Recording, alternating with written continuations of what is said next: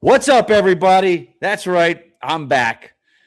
Harloff doing what knows and who knows what not. And here he's got me taking time off from my busy life of being a jerk off on Twitter to random people that I'll never meet in my life and just using all my energy for that. But he wanted me to back. So here I am. I think we figured out the issues. I'm going to share my screen and everything else with you guys. I share my life. I'm going to share my screen. You don't know who you're going to have today. Could it be Mike's with Roxy, Mike's with Steph, Mike's with never with Winston and never with Roca, Mike's with Chris? Who knows what it's going to be today? But you're here. I'm here. We got a lot of stuff to talk about. Avatar, Game of Thrones, Avengers rumors, and Darth Maul. Here we go.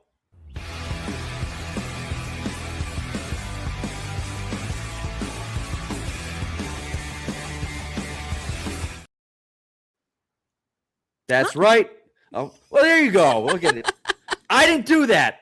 I would have given you a better intro than that. I didn't do that. But here we are. Let's just roll the dice. We're live. You know, fuck it. Who fuck cares? it. We're doing it live. Yeah. Well, Bill O'Reilly. Fuck it. We'll do it live. 100. Oh my gosh. Here we are. It's been a minute. I know. I was gonna give you a big intro because it seems like I'm doing round robin here with the guests, but that's not. This week is not on me. This is Harloff. I was all set to go on Tuesday.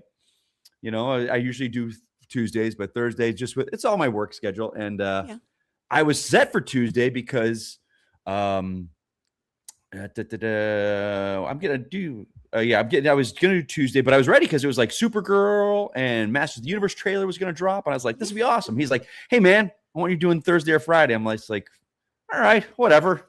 I don't care. But he's here in LA. Yeah. We're supposed to meet up, and then he's just like, I can't, my daughter. I'm just like, all right. Which I am the oldest in spirit of this crew, because when he said, well, I'll meet up for drinks at 8:30, I went, PM? At the nighttime? That's late for you? That's so late for That's I have a bedtime timer go off at 8:30. Be like, girl, you got to go to sleep. I wake up at 4 a.m. That's worse than my Shannon. Dogs. That's worse than my I'm Shannon. 1,000. She's in bed. She's in bed by like 9:30. No, I was all like, dream. Again, this goes to my being terrible at responding to things, like Luke with his need for my headshots. Harloff did send an email out saying, hey, I'm going to be here. Want to join me? But I took that as like, because I went last time, I was like, I'm going to go again. I'm not, he don't need me to respond. But then he sent that thing. I was like, haven't heard back from anyone, but I can't make it today. So I'm like, whoops, I feel bad now, but I'll meet up with them somehow. Yeah. Anyway, here we are. So, got a lot to talk about with Roxy Stryer pulling in 121 this week, which is doable. I'm curious what kind of shenanigans she pulled to get that number. She's been killing it. And respectfully, I would like to dethrone. I would like to go back to my streak, because you two have been pulling big numbers. Well, I was pulling it without her, and then I would go to Steph, and I would then it's weird. There's no. I used to think, Winston back with Coy on Fridays would pull it because Capes and Cowls, and on a Friday it's the end of the week. That got debunked. That didn't work. There's no rhyme or reason, but I had a good run in February, and then I'm all over the place. So I don't know. We'll see what we can do here. All right. Anyway, what do you say we get into some stories here? Let's do it. I'm going to try. We're going to see if we can do this and not mess it up from the beginning. First story. Here we go. I'm going to share this to my stage. Here we go. Look at that. I got it. And it works, right? Screen sharing. Beautiful. Now, let me see if I can. No, that's not the one I want to share, is it, though? No, it's not. Sorry. We're going to do this. Don't you worry. We're going here. We're going to remove that. We're going to add this. There we go. New story. Bum, bum, bum, bum. What's he doing? Why is he giving the? Why is he there? Here we go. No, I know this. Here we go. I've got to stop it. I see what's happening. Let's start over again with this one. I'm going to share some stories. When I edit this out. When I put the story up that I tested, I have to get rid of that and bring the new one in. That makes sense. So we're going to do this. We're going to do this. And we're going to do this. And here we go. Look at that. How about that? Does that work good? Now we're looking at Avatar. There we go. Look at that. So Avatar 4 and Avatar 5 are full speed ahead. This comes from our good friend Garth Franklin at Dark Horizons. Last month, filmmaker James Cameron stated at the Saturn Awards that while an official decision hasn't been made yet on whether the planned fourth and fifth Avatar films will go ahead, it is now very likely. Box office revenue for Avatar Fire and Ash came in just shy of $1.5 billion, a far cry from the $2.3 billion of the second film and $2.9 billion of the first. Ooh, it's funny saying that. You're like, yeah, oh, look at that. Poor, only $1.5 billion.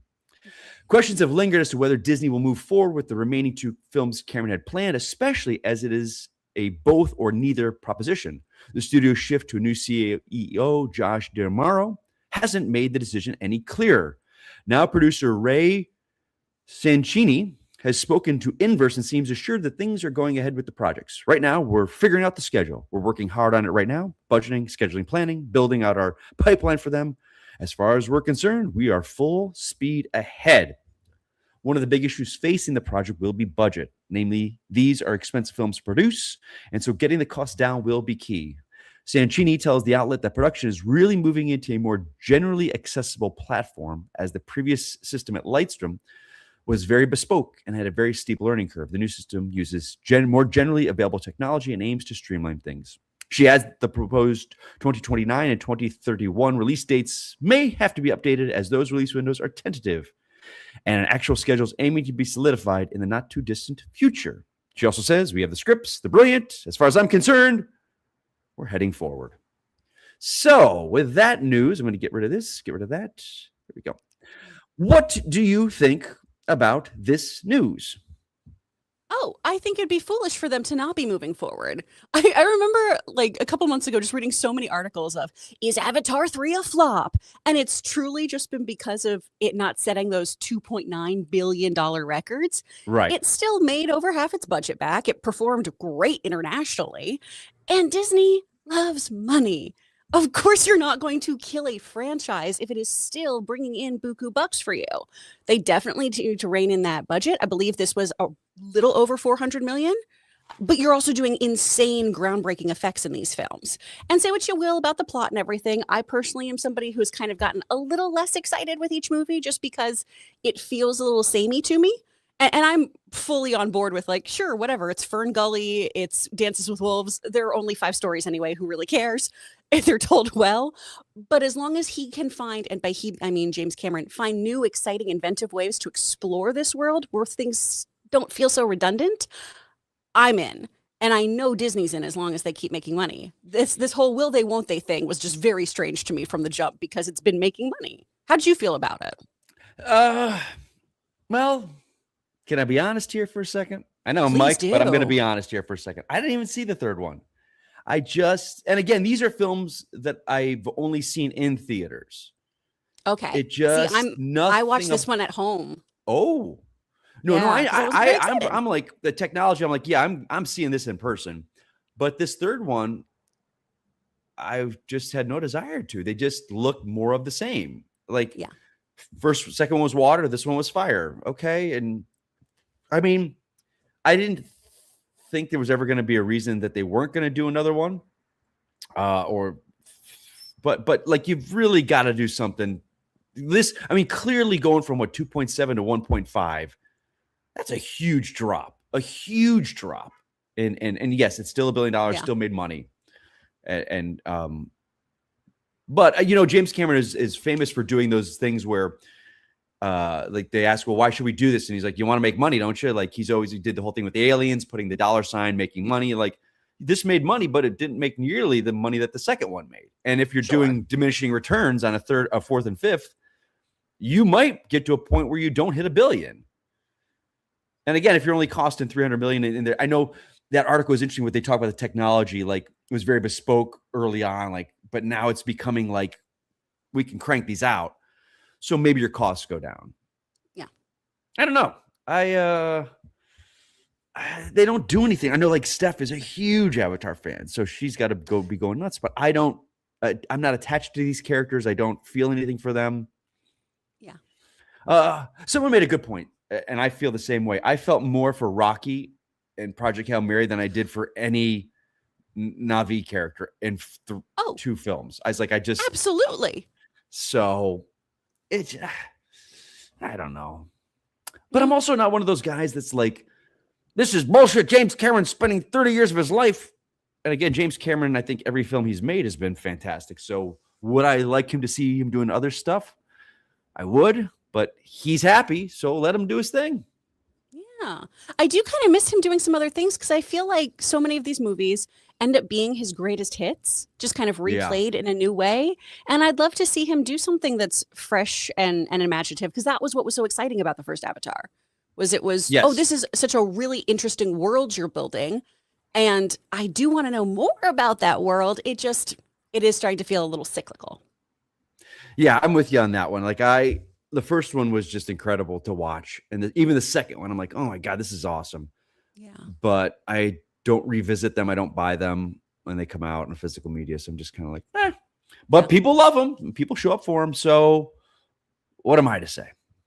I'm just a guy that rants on Twitter. Okay. This is perfect for you then. I know.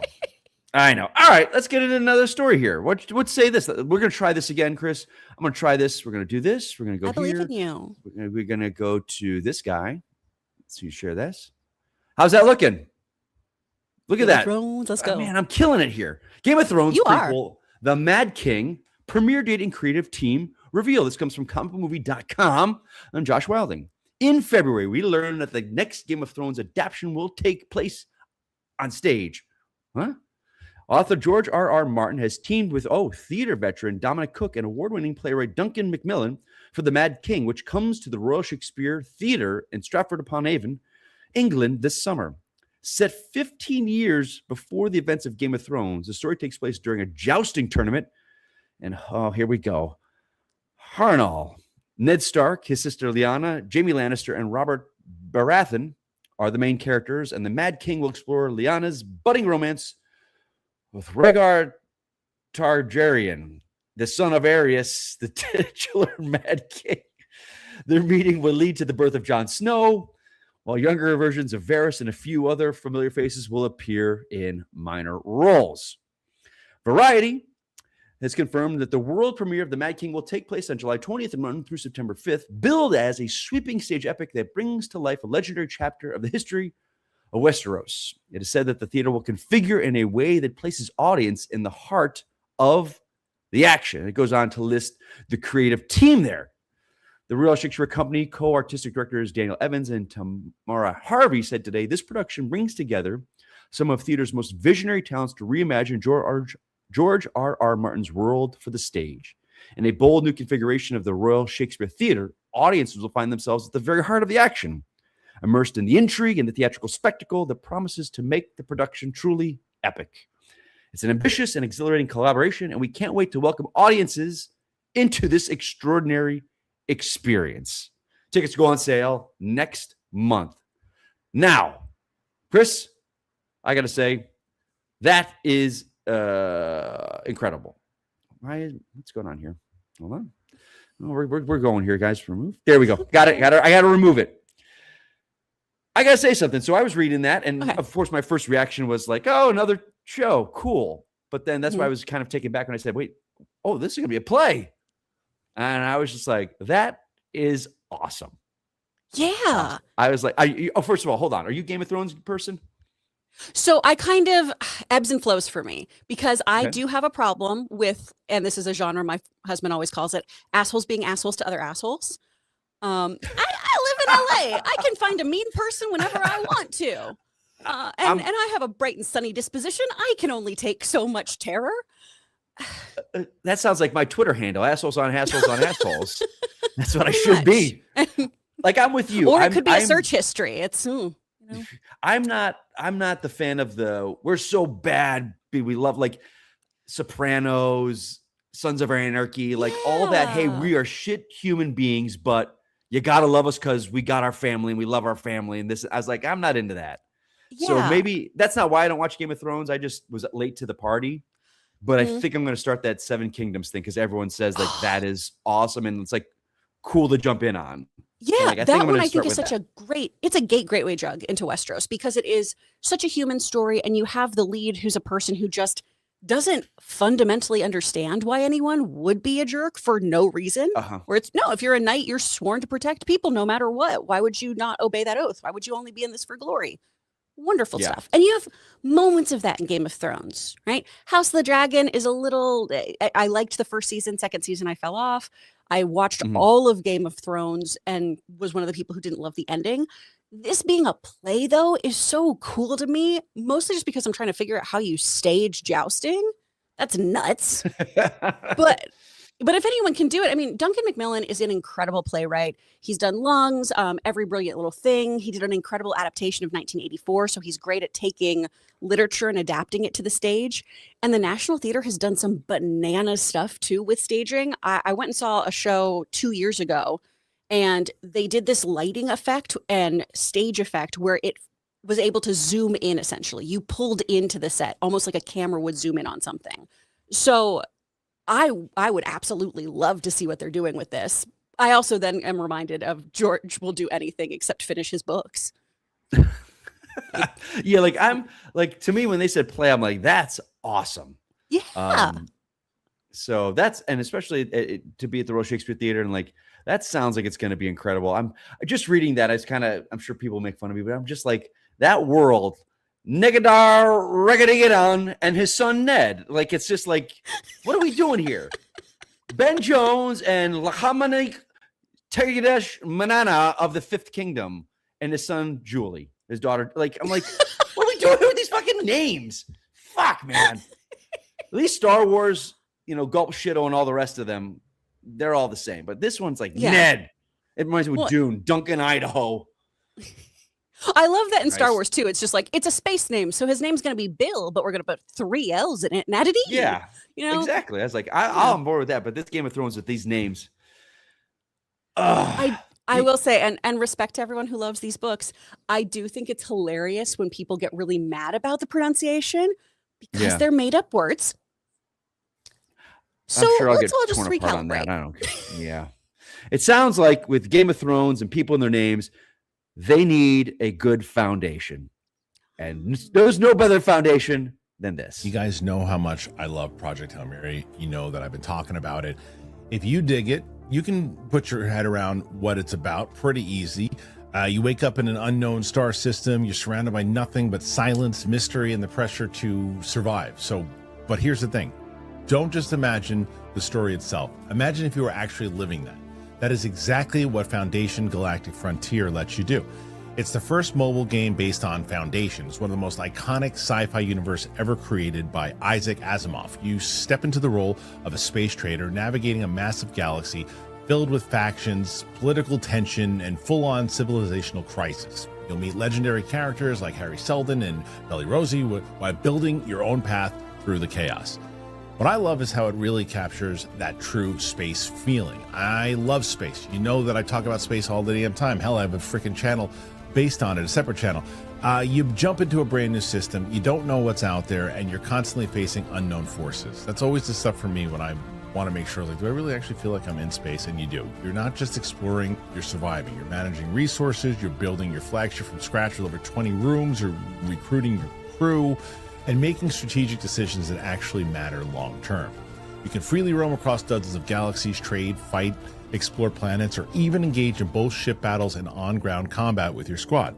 You can also do cross-platform, so you can play on mobile while you're chilling out and you can jump onto a PC for a full immersive experience. So if you ever wanted to step inside a sci-fi story instead of just watching it, make sure that you click on the link in the description or scan the QR code to download Foundation Galactic Frontier on mobile or PC. You'll also get a free hero and a battleship just for starting. And if you use my exclusive code, you're going to unlock extra resources to kickstart your journey. Trust me, once you enter this universe, it just makes you feel how small we really are out in the grand scheme of things. Check it out. All right, look at that. I love when we get new sponsors like that. And sometimes I'm like, oh, I'm gonna check that out. That's pretty cool. That does look really fun. I know. Look at Harloff bringing in new stuff. Anyway, I was looking at the chat when you're talking there. It's like my Westeros. Is it Westeros? Westeros. Westeros. Yeah. All right. I apologize to any Game of Thrones fans that I'm butchering their names. I'm sure I'll hear it for about a week now, but that's all right. All right. What do you say we go on to another news story here? We're clipping along Sounds at a good good. pace here. Yeah. Let's see if I can do this right. This time, but look at that. Here we go. Bing bong. Look at that. Bing bong boom. I nailed it. I'm killing it today. Rumor: Avengers Doomsday trailer could arrive very soon, and Funko Pop character listings revealed. This comes from Mark Cassidy over at Comic Book Movie. A big Disney trailer is reported is set to release next week. It might be just a long-awaited first look at Marvel Studios' Avengers Doomsday. Though Marvel Studios did release 4 character-focused Avengers Doomsday's vignettes, we have yet to see a proper teaser for the next major MCU event movie. There's been speculation that a full trailer could debut during CinemaCon next month, but we might just get a glimpse of Earth's mightiest heroes facing off against Doctor Doom a lot sooner. Scooper Daniel Richmond is reporting that a big Disney trailer and poster are set to drop on Monday, April 6th. He speculates that it could either be Doomsday or Ridley Scott's The Dog Stars, starring Jacob Elordi, Josh Brolin, and Margaret Qualley. For what it's worth, several other online scoopers have also weighed in, and they seem to be leaning towards the latter. If it is Doomsday, we'd be very surprised if Marvel released the trailer without any fanfare, so we'll likely find out for certain over the weekend. In related news, a new listing for a first wave of Doomsday Funko Pops have been released. Robert Downey Jr.'s Doctor Doom will be included, but the rest of the characters have already been confirmed to appear. Wave 2 may reveal a few surprises. So they've listed Doctor Doom, Mr. Fantastic, Thor, Yelena Belova, Cyclops, Magneto, Ministry Mins, Bitty Pop Towns, and Bitty Pop Ride. All right. And that is that. Bitty Pop Ride, this and that. To this 2-shot here. Let's get rid of this. Oh, man, what is going on here? Here we go.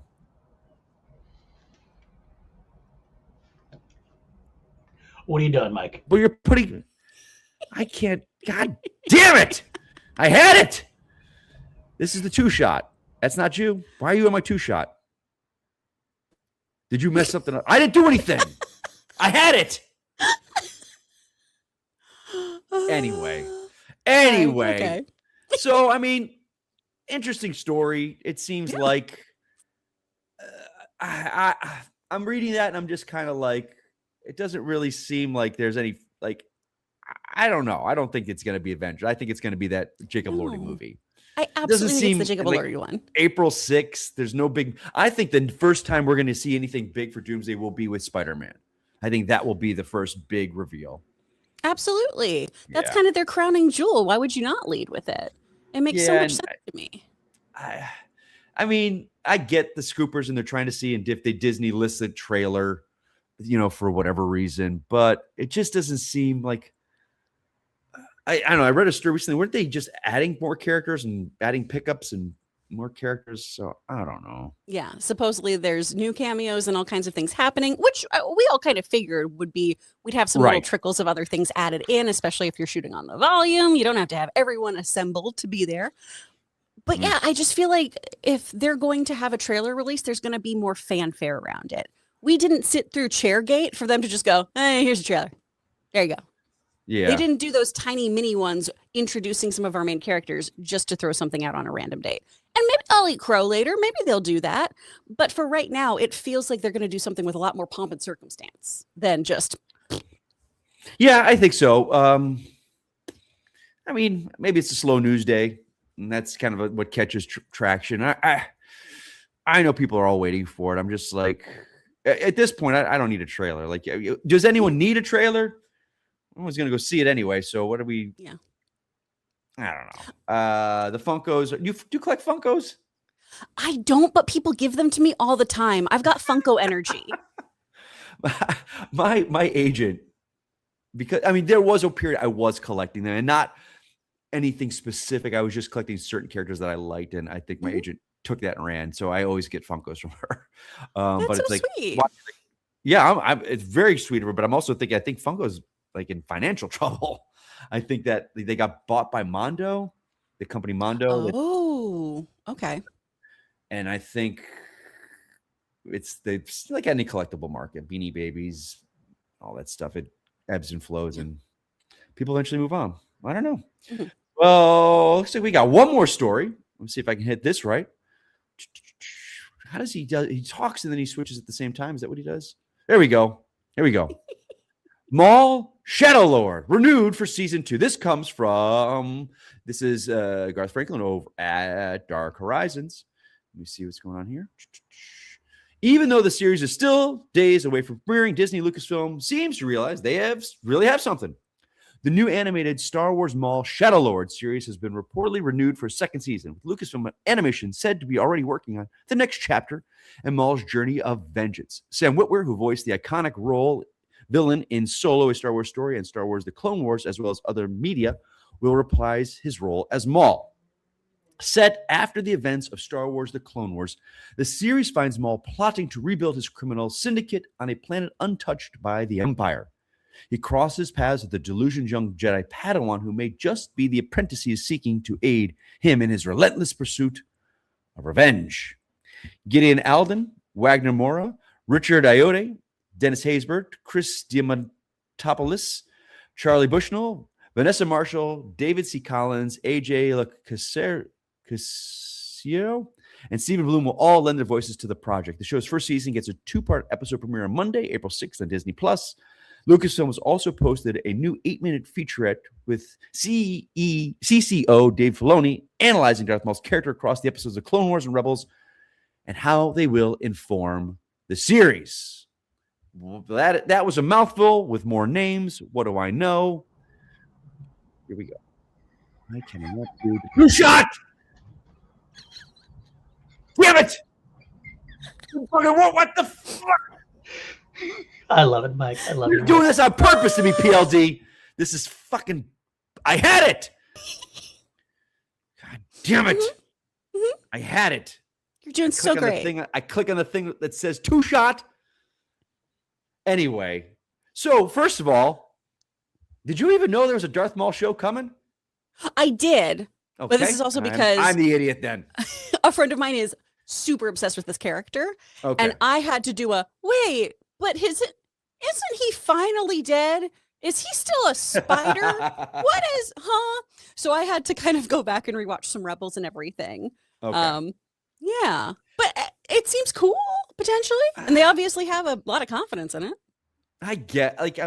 And again, maybe this is back when we were doing Sith Council. Like, I was much more involved in the day-to-day of Star Wars and what was going on than just popping in going, oh, there's a new Star Wars show. Oh, second season. Did I miss the first season? Oh, no, first season isn't out yet. I'm of the camp, I remember with Phantom Menace many, many years ago. Oh, my God, it was almost 27 years ago now, where I was enamored with all things Star Wars, and Darth Maul was the coolest thing in the world. Just awesome. And I wish that was it. I wish we did his one appearance and that was it. And then now he's got legs and they're like horse legs. They're like bent knees things. And he's back. He's not back. Sometimes, man, it's like with Boba Fett. Boba Fett was awesome in Empire Strikes Back. He went out kind of like a chump, but now he's the landlord on Tatooine. And it's like, well, this is not fun anymore. I know people love him. I'm a crotchety old man at this point, yelling at the kids throwing their ball in my yard. I don't. That's fair, though. And I've always had a different perspective on Boba Fett because my dad showed me the movies, and it was, why do you think he's so cool? Because I was introduced to this media newly, and he was, he's got spurs, and he's a bounty hunter, and he doesn't mince his words. All right, but also he gets got. So, and I do like the idea of really well utilizing a villain like Maul. Here they are, they have their moment, we're kind of done with it. But what I do get excited about with this show, honestly, is mostly just the cast. I mean, having Sam back in the mix, I love him so much. He does such a great job as Maul. Richard Ayoade is so freaking funny. He is one of my favorite comedians. I've loved him ever since IT Crowd. If you haven't watched Last One Laughing, it's this really great reality show in which comedians just have to not make each other laugh. It's so good. And he's just a pro on it. So having him in there, having Steve Bloom, who is one of my favorite voice actors of all time, like the cast gets me really, really jazzed about it. Okay. My concern is that, and this is something that Harloff voices a lot too, and I'm wondering if you feel the same way, is Filoni tends to kind of bring up his guys a lot and play in his sandbox, and we're not really expanding this world too much. He kind of gets a little hyper focused on, well, these are my little creations or these are my friends, and I really want to focus on them. So my concern is this adding to the mythos of Star Wars? Are we learning new things, or is this more for the sake of more? You know what it sounds like to me? Gotta milk that teat. Gotta milk that teat. I got it. That was so well done. Yes. Very well done. Like, I agree with you. Like, again, I think Filoni is incredible with Star Wars, but he's got his sandbox that he loves, and it seems like we're getting more and more into that. And maybe it is. Maybe he's like, hey, for the longest time, no one liked Star Wars, and it was just this, and people showed up to my Clone Wars, and this is my thank you to the fans for sticking with us for so long. So we're gonna make it about this. But I'm just like, does it add anything new? I don't know, man. I probably won't. I got rid of my Disney Plus, so I know I'm not checking it out. Hey, but it does seem like we're in a Star Wars drought. I'll see Mando and Grogu. I mean, I will see it, but I think Starfighter will be the first thing that's getting me excited for Star Wars, because it's not in this. It's new characters. Hopefully, there's no Skywalkers in it. Let me ask you this. What are your thoughts on, because I've seen a debate where there is a camp of people that say it is not Star Wars unless it's Skywalker. And then there's the camp that are like, no, it's Star Wars. Let's see other stuff. Yeah. Where do you fall? I'm the latter, because it's a galaxy far, far away. Why do I keep only hearing about the same people or people who are intrinsically tied to one another? I am such an apologist too for Last Jedi, because I love the idea of the Force isn't tied to lineage. The Force isn't a bloodline thing. It's not a hierarchy of power in that way, where you're born into nobility almost, or born into a power. It could choose anyone. Anyone could have the Force. I love that idea behind it. One of my favorite things to come out of Star Wars in recent years has been Star Wars Visions. One, because I'm such an animation nerd, but two, because they've been doing such interesting storytelling that is almost entirely visually based. So many of those stories have little to no dialogue in them, and they're so effective, and they show us really cool, interesting looks at this world. That's why that Starfighter movie is something that appeals to me, because, oh my gosh, we're not dealing with the Skywalkers. We're not dealing with, Papa Palpatine potentially. Good. I want to hear about new people, because this whole Dickensian nature of it, with everyone having a connection to everyone we meet, just doesn't make sense to me if it is an entire galaxy that we're getting tuned into. And I'd love for people to super chat in about it too, to see if they feel the same way. But I just feel like, why do you keep making your world smaller? It's cool when you have people who have some kind of relation, but it could be a shared experience, or a shared hatred of a group, or love or belief of, the Rebel Alliance or something. It doesn't have to be bloodlines. I agree. But I'm also disagreeing with something. I'm seeing these super chats. We're like at 10. Guys, I'm out here sweating for you guys. I want those super chats to start flying in here. If you want me, I'm not being taken down by Roxy this week with some of her businesswoman BS. I almost, ruined my relationship with my woman of 9 years for you clowns with your super chats. So you better, what are your thoughts? What's going on here? We're killing it out here. I'm floundering with my name. I can't bribe you guys with stuff. I'm already watching One Piece. You can't. I've got already. One Piece. Oof. Not my thing. Love it. I'm watching the anime again. I love the live action. I'm never going to get caught up on the anime because it's a bajillion episodes, but it's so fun. I don't know. I tried to talk to you guys about voicing smut. Come on. How many seasons is that One Piece? Oh my God. Too many. Let me look it up. It's thousands of episodes. Okay. So now, was it always on Netflix, or did Netflix pick it up and did the live action? They picked it up, and then they got the live action adaptation. Yeah. So it was somewhere else. 2025, it's over 1,155 episodes.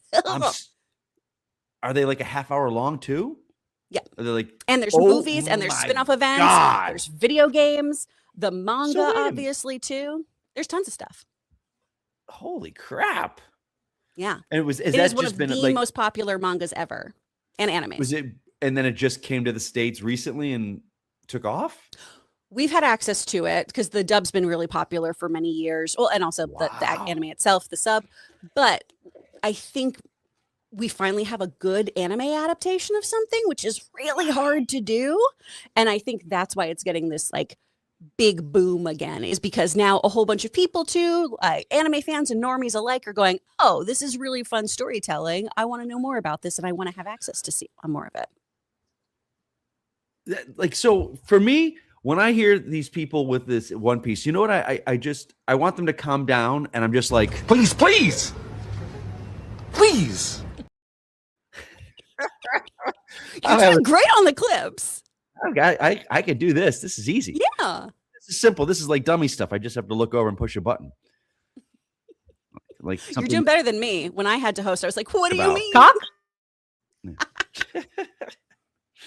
And when it's time for me to, well, I was gonna try and tie that in there, but it's me saying, "Hey Willie," and not "Free Willie." Oh. But anyway, yeah, I'm not a One Piece guy, but apparently love it. And again, I don't care. Yeah, that's not it. everything's gonna make. Okay, so let me ask you this. All right, so let me ask you this: do you prefer the animated or the live action? Oh God, I'm gonna catch so much heat. I really like the live action. And it's mostly just because in the beginning of the anime, Luffy's kind of a dick. Is he the guy with the hat and the stretchy arms? Yeah, he's the head of the Straw Hat Pirates. So we actually did a podcast about this recently over on Two Filthy Casuals, wherever you get your podcasts, or here on YouTube. Ooh, but everyone loves this little character Chomper, who's just shown up in season 2, right? Chomper? Chopper, Tony Chopper. Chopper. He's a little cutie. Tony Chopper. Tony Chopper. And in the anime, Luffy spends like an episode trying to eat him. He's like, I'm going to eat that guy because he's a little reindeer dude. Whereas in this, we have Luffy who is just kind of joy unbridled. And we get there with him in the anime. We have those moments. There just are a lot of things where he is such a teenage boy. So yeah, I tend to gravitate towards this, which I feel so silly saying because I love anime so much. I started as an actor, as a dub actor, but I just feel like they're hitting such a great tone and giving us a really great condensed version of this story without making too many sacrifices. But I'm sure people are going to freak out and be like, she's wrong and dumb.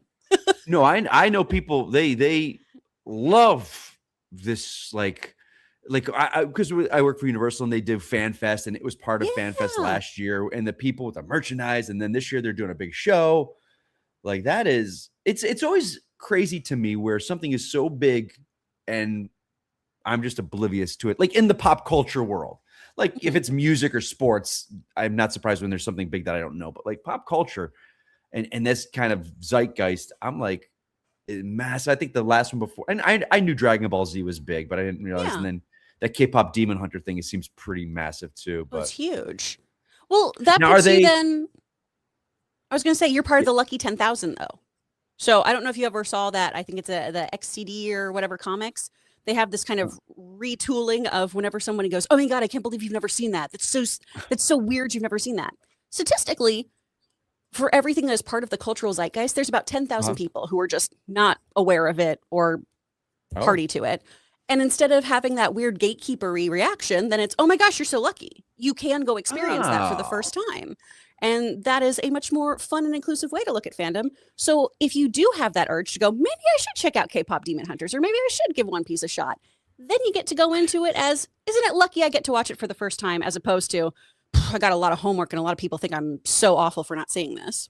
So there's the live action, which is new. The animated. Now, was it a book before everything else? Yeah, it was a manga. Okay. Yeah, and the creator of that has been very involved in the anime and the live action, which is cool. You can actually go watch interviews with him and the lead actor from Netflix. See, now I'm of the mind, like manga is not for me. I've tried reading it because they'll do like DC characters through manga artists, but the reading the book backwards took a little while. I'm like, okay. But what I do love is seeing like bookstores like Barnes and Noble. It's massive. Their manga section is double, triple like the DC Marvel section. So I love that it got people into reading and buying books. So that is awesome. It's just not for me, but Could be a Yeah. culture thing, maybe, but I've tried and I don't know. I liked as a kid, I guess manga for me, the closest we did like the Street Fighter. They did a lot of that in that style of anime, Japanese animation stuff. So, but I don't know if that's true manga. I don't know. Anyway, I don't know. It's still kind of early. We went through these stories were kind of, so we got one more story if you want to cover it or go into the super chats. Luke, you're not there, but PLD, buddy, what do you want me to do? Should I go for another story? We got a little time. It's a quick story. All right, good. We're gonna try this one final time. Here we go. If I can do this, get the screen share up there, present the story, and bring us back into what we need to bring back to. We're gonna see if we can do this right now. Here we go. This comes from comicbookmovie.com. X-Men Apocalypse star Oscar Isaac reveals the real reason he played the villain and where it all went wrong. This comes from Josh Wilding. Here we go. Oscar Isaac is considered to be one of the finest actors working today, but he hasn't had the easiest time of it when it comes to the blockbuster roles. Despite being excellent as Poe Dameron in the Star Wars sequel trilogy, the character wasn't utilized to the fullest of his potential. And Isaac has talked openly about his disappointment with how things played out, including Lucasfilm's failure to tackle a possible relationship with Finn. Unfortunately, Isaac didn't fare much better in Fox's X-Men universe. And while he was cast as Insabanur in 2016's X-Men Apocalypse, the villain's appearance left a lot to be desired. The actor found himself hidden beneath heavily, not overly good prosthetics, and comparisons to Power Rangers Ivan Ooze quickly turned Isaac into a meme. During an appearance on the latest episode of Hot Ones, Isaac was asked about being buried under a 40-pound costume after previously describing his time as Apocalypse as excruciating. One of the big reasons I did the job, I was like, Fassbender, Jennifer Lawrence, McAvoy, all these amazing actors. Yeah, he said. And then I never saw any of them because I was so overheated and like I couldn't turn. So I just got put in this cooling tent. Sometimes someone would come by and be like patting him on the back. Hey, Oscar. I'm like, huh? And by the time I turn around, they were already gone. Isaac continued. So it was very challenging, but I am thankful for the cooling tent. Despite repeatedly talking negative about his experience working on X-Men Apocalypse, Fox's attempt to bring the franchise more in line with the MCU backfired, as it is considered a major disappointment after Days of Future Past. Isaac refused to disown the movie in 2012. He said, I know exactly what I went in there wanting to do and the reasons why. There were these amazing actors involved that I really wanted to work with. I collected X-Men growing up, and I loved Apocalypse. I just found him such a freaky, weird character. And then you get there, and you're like, oh, my God, I've got all these prosthetics on. I've got a suit on. I can't move. I can't see anybody. I still think back to the time with fondness. I wish it had been a better film and that they would have taken care of his character a little better, but those are the risks. The actor has since appeared as MCU's Moon Knight, but with still no word on season 2 or any other sort of return plans. It's looking increasingly likely that it is a one-and-done role for Isaac. There may have been some Midnight Suns chatter, but nothing concrete. Appearing at the Paris premiere of Netflix's Frankenstein movie last October, Isaac was asked by a fan whether he'd appear in Avengers Secret War. He replied, it's a secret, but no. So that is an interesting, where to talk about, fucking you motherfucker. I can't, let me pull it up. I can't pull it up. There we go. Okay, so all I got to do is hit remove. Anyway, so I get it. They talked to him about it. He was hot in the costume. Mm-hmm. Okay, what did you think of the film? It's not great. I hope everyone had fun when they made it. It's not great. But also it is kind of hard to figure out how you're going to design that character because in the comics, it basically is, hey, what if Darkseid and Bane had a baby and that is his aesthetic? He has that kind of vibe. I absolutely agree with the Ivan Ooze comparisons. Yeah, I do agree with that. But when I saw him, I was like, that's kind of what he looks like. I mean, yeah. The suit, I get his neck. They had these weird neck things that wasn't, I don't know if it was hair or cables. That was weird, but his face itself and the costume, I was like, that looks like Apocalypse. Exactly. So, this is why a lot of times people are like, I just want something that's comic book accurate. Do you? Are you sure about that? Yeah. I get now. I'm trying to think of his appearance. Yeah, the hair was kind of braids, but I don't know if it was hair. And it kind of came down a lot, so maybe that was what they didn't look. But I'm like, he didn't look bad, and he's as far as Moon Knight. I mean, it wasn't his fault, that show. That show just was. But I to think that he's not going to come back, I'm like, when you got an actor like him and a character that people like that character, I would see, I think they need to reimagine him a little bit and don't focus on the Egyptian kaiju stuff. Like, just he's a vigilante that's fucked up in the head. And I know it's like I mean, I know the comparisons are there, and maybe they try to get away from he's Marvel's Batman. I get that. But he's so much more complex with the characters and the 4 personalities in his brain. Like, just do that. And he's a wacko in a mummy suit. And the Punisher shows up with Daredevil, and then Blade. Like I think Marvel sometimes overthinks things, like with Blade. Like, we don't know how to crack this character. He's like, he's a guy in a trench coat that kills fucking vampires. And that's what the fans want. You don't need to do this world building mythology, this into the history of vampires to time. Just make these guys show up as badasses fighting some bad guys, and at the end of the day, I don't know. So I think he should come in, and I think there are writers out there that could probably pitch something pretty awesome. Oh, absolutely. With Moon Knight, it really was the giant Egyptian gods that then again, like we do with Marvel a lot of times, we went, and we're just not going to talk about it. No one noticed those gods in the sky. Don't worry about it. Yeah. And then also the ending was just kind of weird and abrupt, and it was so what was the point of this story aside to introduce us to this character? And again, I appreciated the time when Marvel it seemed like anyone that came with a pitch got a show, and I appreciate that, because they tried some stuff and they went different, and everyone was always like, do something different, Marvel, and they did. It didn't work because I think people are like, oh, we wanted to do different, but not like that. We want you more like the Endgame stuff. So for sure. I don't blame the people involved, because they pitched it and Marvel approved it. So, but I really like Moon Knight as a character. I love him as a character, but I have not revisited that show once. So I'm just like, no. But I liked him. I was having so much fun, and then I like the costume. I thought that was great. I think Maya Calame, I believe her name. I loved her. Loved her. She's fantastic. Yeah. So I don't know. We'll see. But this is I don't think he's popping up. What's up? I would like to see him pop up, because the issue I have is I need Marvel to stop introducing me to people who then they kind of shelf.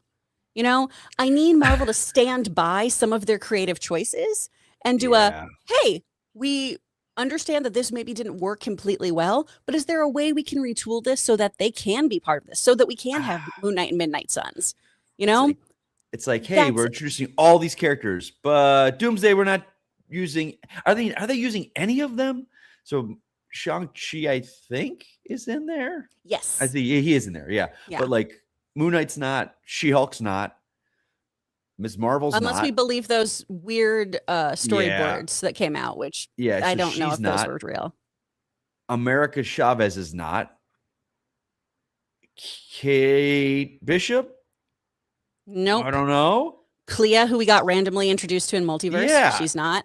So all these characters that they introduced to be the leads, like, and again, I know they're pivoting to like, oh, we got to get people back, so we got to bring in the favorites. Yeah, I don't know, but I don't make those decisions anyway. All right, that's all our stories. Let's get to these super chats. Where are we at? Let me see where we're at. 27, not bad. That is not a bad start. Give us about 100 more, guys, and then that's all you do. We're good. I don't have any. I don't know what I can offer up today, to entice you people. But we got super chats. All right, so I'm going to bring these super chats up. Let's get into this. Here we go. First one. Hey, Mr. CJ. I love saying the names, though, because Kristian always reads them, so I'm just hearing them, but now I get to read them. I'm like, hey, Mr. CJ. Have a great holiday weekend. It's Easter and Passover, isn't it? Yeah. Passover was Wednesday and then Easter Sunday. Woo, Passover just one day? Mr. CJ. I don't know. I was raised Catholic, but I just know on my Apple calendar. Catholic as well. My best friend's wife is Jewish, and he was celebrating Passover, but I didn't know if it was a long. But I guess it's just the one day. No, I got a bunch of emails telling me Happy Passover, and I was like, once again, guys, I'm not Jewish, but I love. I get that a lot with my Jewish last people, name. So. I get that. I'm sure. Name. Yeah. Well. I get it in a weird way because as you had said, or your husband had said, assholes being assholes to assholes. my new Twitter handle. I tend to go after people strong, and people respond with this racial, with the with slurs. weird anti-Semitic. Oh, gross. Yeah, and I go, I laugh about it because it's not Catholic, but because of my last name, and I try and in an asshole way go, well, to make you a little bit more intelligent, SKI is Polish, SKY is Jewish, so they're like, fuck you, block. I'm like, all right, there that goes. That went well. That went well. But it's amazing to me. I was like, people out there with their full chest saying stuff like that. It's wild. Ugh. Oh, Jesus. And I thought I knew all the names. Yoshimitsu, 5537. Happy Avatar, or hopefully Avatar 4 and 5 hire better writers. Ugh. Isn't Cameron the writer on all of them? Isn't he? I'm pretty sure. Is it him, is it him doing James Cameron's story and then other writers? He's like story by and then screenplay is someone else. I don't know. Like, yeah, like you said, it's like I get the comparisons to other films. For me, I don't go to those films for the story. I'm just going, hey, James Cameron, master of cinema and visual effects, show me something awesome. Like, every time he's on this, like he built the Titanic for God's sakes to sink it. Like what he does and like Abyss, he's like, I need actors talking underwater. I'm going to invent a system where they can talk underwater. Like, to me, that's the James Cameron I miss, the innovative filmmaker, because with Avatar, he's doing what Lucas did back with Star Wars, like the technology, he's creating it to create his films. But you did it, pal. You made it. It's awesome.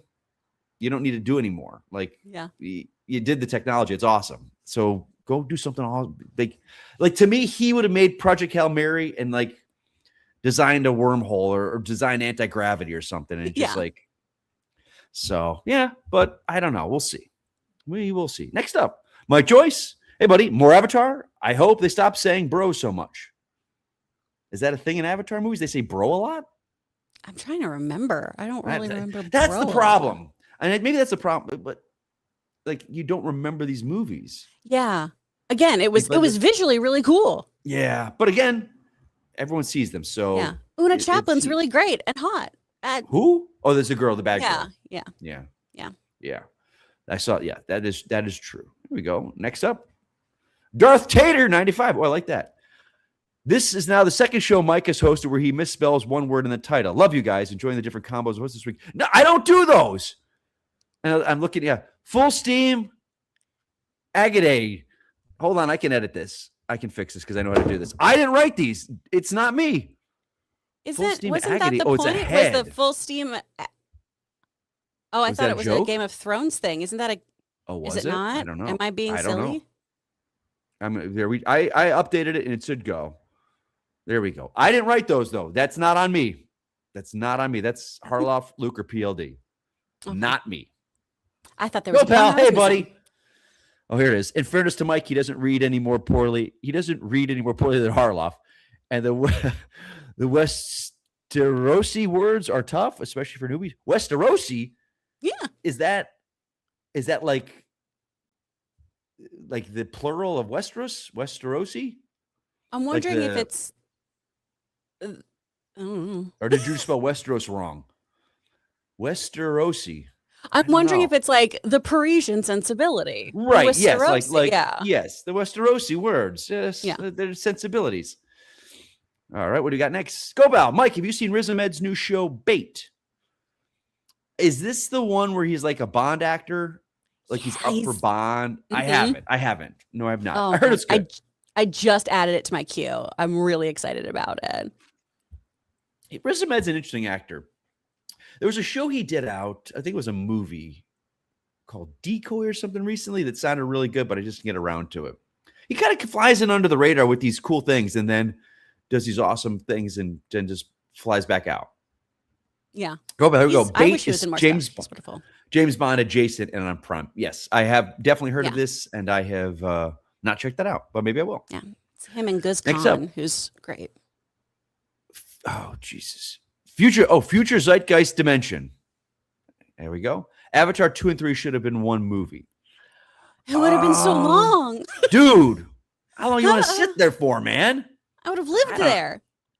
I don't know, buddy. I don't know about that, man. That's a hell of a film. I get how he's doing. Like, that's the water. This is fire. Yeah. What's next? Earth, and then wind. Yeah, we're gonna go full Planeteers. Yes. Yeah. Mike Joyce, thanks for all the Discord meme material today. Mike, oh Christ. Now what? Now what? God damn it. Are you on the Discord with this group? I am. Oh, yeah. It's something, man. Every time I pop in there, there's me like with 5 chins and having an epileptic seizure. There's a lot. Hey, there's a lot. That's what I'm there for. I'm there for your guys' amusement. Hey, Willie. Oh, don't I have the power? Why is he coming in here? Armada, AYT. I'd love to see Chris as an actor on Jury Duty show. She would kill it. Season 2 is very funny. You like Jury Duty? Oh, I still haven't. I love Jury Duty, and I haven't checked out the second season.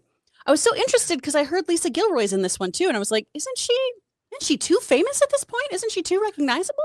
Well, that's what I would have thought with James Marsden. I'm like, how does he not know who James Marsden is? But he got to play himself. So Yeah, he was true. James Marsden, the actor, getting on Jury Duty and just got to be like this doofus version of himself, which was so fun. And I guess this season is is it like a retreat, a work company retreat? Yeah, That's pretty awesome. Company retreat. Mm-hmm. That's pretty good. I like that. Oh, I would love that though. That'd be so fun. Thank you, Armando. Here we go. Peter Stone, HY6IR. Am I high sixer? What is that? Am I missing something there with the name? No, I don't know. Thoughts on the new Supergirl trailer? I loved it. I loved it too, buddy. I don't get actually, I didn't really see as much hate as I thought there would be for it. There's a lot of flack against her, and people being who they are and commenting on her looks, but par for the course for the world that we live in. But I thought it looked great. Yeah. I'm curious about the villain. Like, to me, and even in the book, the villain wasn't anything great. It seems like, I don't know. I'm just torn on that villain. Like, even when I was reading the story, I didn't care about him. I cared about Supergirl and the girl she's with. That was the story to me. The villain was, it seems like Marvel does this a lot. They'll throw in a villain that you just don't really care about. But it's tough because DC has so many famous villains. So when they've got one that's not one of the big ones, you're just like, well, we'll see. But yeah, it is called Supergirl. I think it's an interesting interpretation, but I mean, in the comics, he's just like a dude. That's what I'm saying. Like, people are upset. Like, oh, he looks like he went to Hot Topic. But I'm like, in the book, he just looks like an extra from Braveheart. Yeah, he's like this Irish looking dude with red hair, long hair. It's like there's nothing to him. At least this is. Oh, you look like a piece of shit. You look like a biker scumbag guy. So you're being a little. You're visually more interesting to look at than just some dude. But I don't know, man. I look at someone like Mads Mikkelsen and I see him. I was like, you don't need to put anything in that dude's face. He's just evil and intimidating as it is. So absolutely, there had been a reason for it, which I'm not privy to. This trailer, my one thing was, it definitely does feel very Guardians of the Galaxy because of the needle drop of it all and the space bars and things like that. But I also love those movies, so I don't mind that. I just hope that this still feels like something that's Craig Gillespie's and not too James Gunnian. I'm not of the mind of, part of me is kind of like, it's more crypto again, but I'm just like, well, that's the book.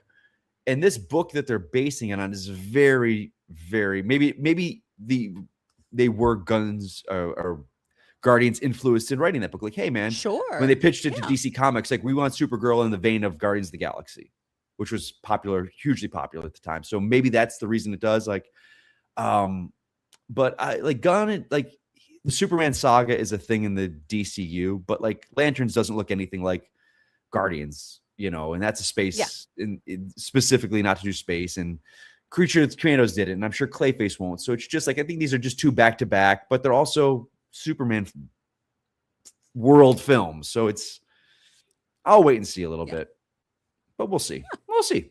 All right. What do we got next here?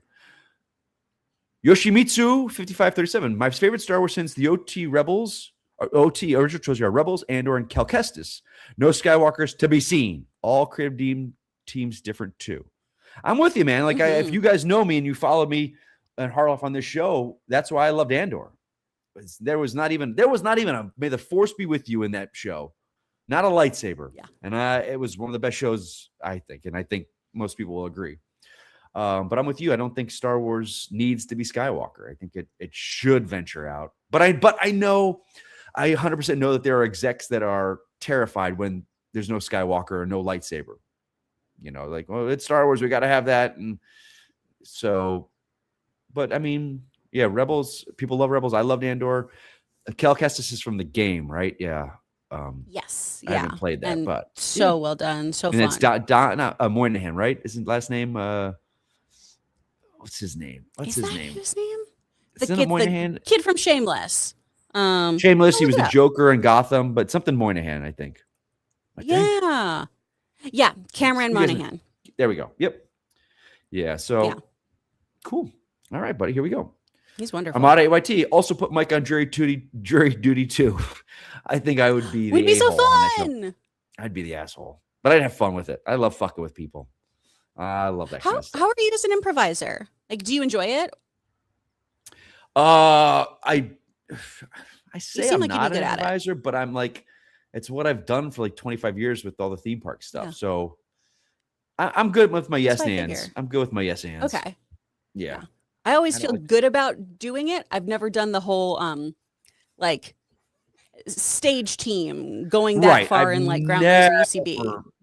Nope. I've just I've been very fortunate to surround myself with people that have spent their lives doing improv. So it's just watching it and feeling it and being a part of it. Next up, what do we got there? Oh, Jesus. Baba Yaga, 1928. Uda, the creator of One Piece, is top 10 all-time sales of Shakespeare and J.K. Rowling. The anime, amazing. It will take a while, but worth the watch. Story, GOAT. Interesting. All top 10 sales with Shakespeare and J.K. Rowling. That's insane. Yeah. And again, that to me is like masterful. Maybe my just small American brain that I don't think outside of America a lot of times, but I'm like, well, if you're not exposed to it, how would you know about it? You know? Yeah, that's true. Yep, that is true. Next up, Conrad at 40404. He's not a dick. One Piece has sold over 600 million copies. Oh, Conrad, in your opinion, he's not a dick. Because this is what I said about Luffy. Yeah, in your opinion, he's not a dick. And that's totally fine, bud. If you'll recall, we have it on tape. You can play it back. I talk about how this is one of the most wildly populated mangas and animes of all time. It is goated. But in my opinion, Luffy at the beginning, because he is a impulsive teenager, sometimes makes some poor choices. A lot of people have also talked about how in the manga in particular, and in the anime to an extent, plot armor is something that kind of protects him and his actions. You know, I think that it's fair to say that at the beginning, he's really brash and, again, to me, has some dickish tendencies. Oh, he's a little bit dick. Oh. Yeah. Except Yoshimitsu, 5537. I love the live action One Piece. I went back and started the anime, and it's okay, but the live action has way better writing, acting, and structure. Ooh, that's an interesting take. What do you feel about that? Yeah. I would agree with that. Yeah, I think that it's really smart writing that is very, and that's not to take away from anything Oda's done, but it is, again, they've taken so much material and condensed it and given these characters the soul that they have in the manga and anime, but made it so we immediately know where they're at. And it sometimes feels just a little tighter, not only because of the lack of episodes, but it just feels like we kind of understand who these people are and their personal emotional arcs a little faster. Did Netflix do a Dragon Ball Z live action? Was that them? No, there was a movie years ago, and it's terrible. No, I know that one. Or is Avatar? Did they do a live action? So they did an Avatar: The Last Airbender, and that has a second season coming out, and that's pretty. Did that do well? Reviews.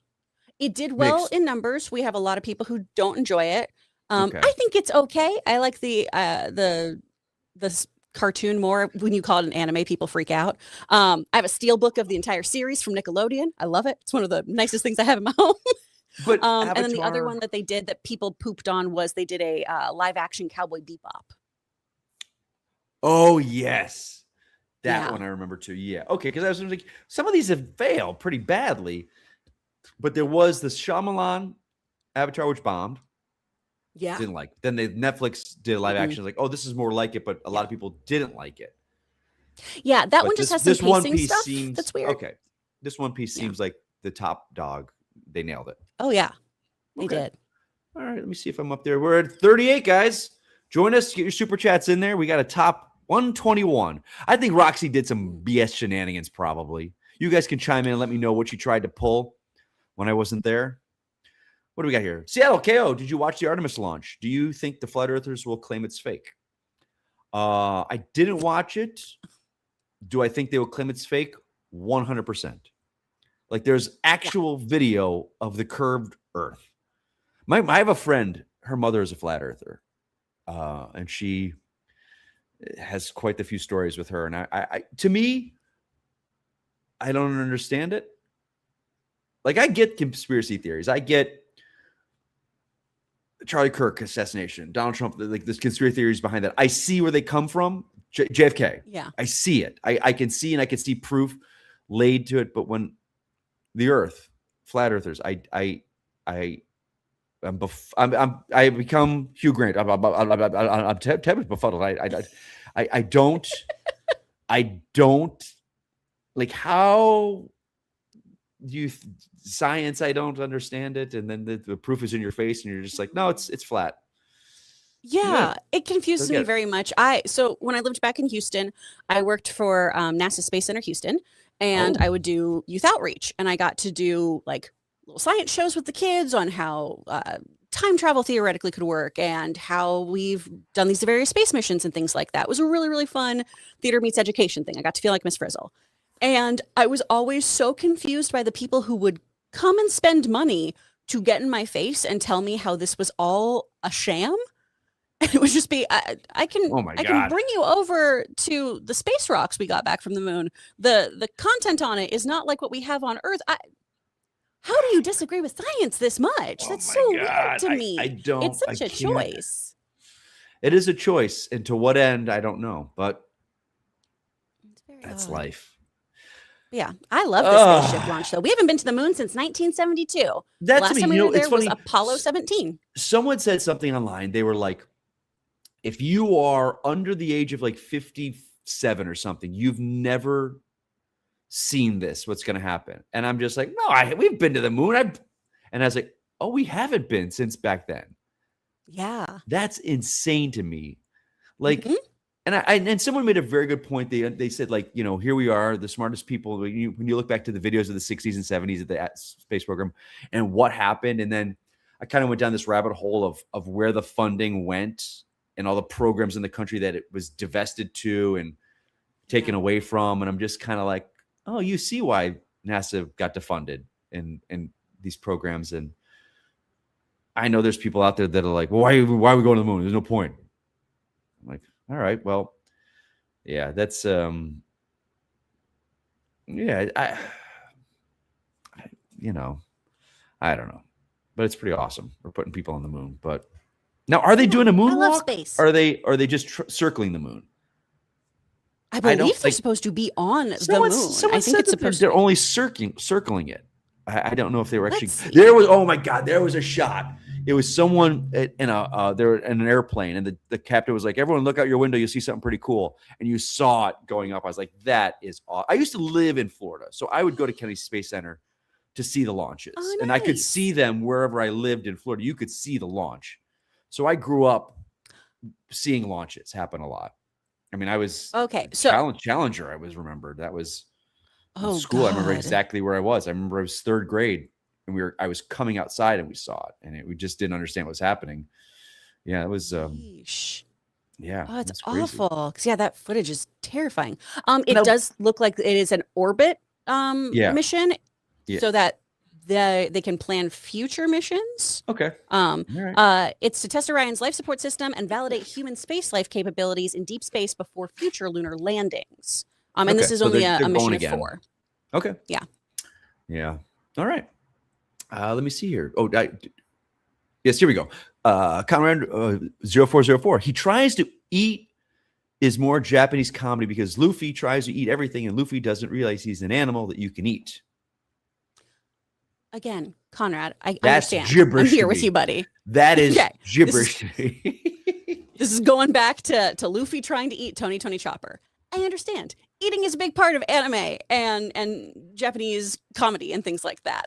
Your girl knows. She watches a whole bunch of this. I've been in a whole bunch of these. I just think he comes across as a little bit of a butthole. Because also, Tony Chopper's really cute. Don't eat him. I don't care that he's a reindeer.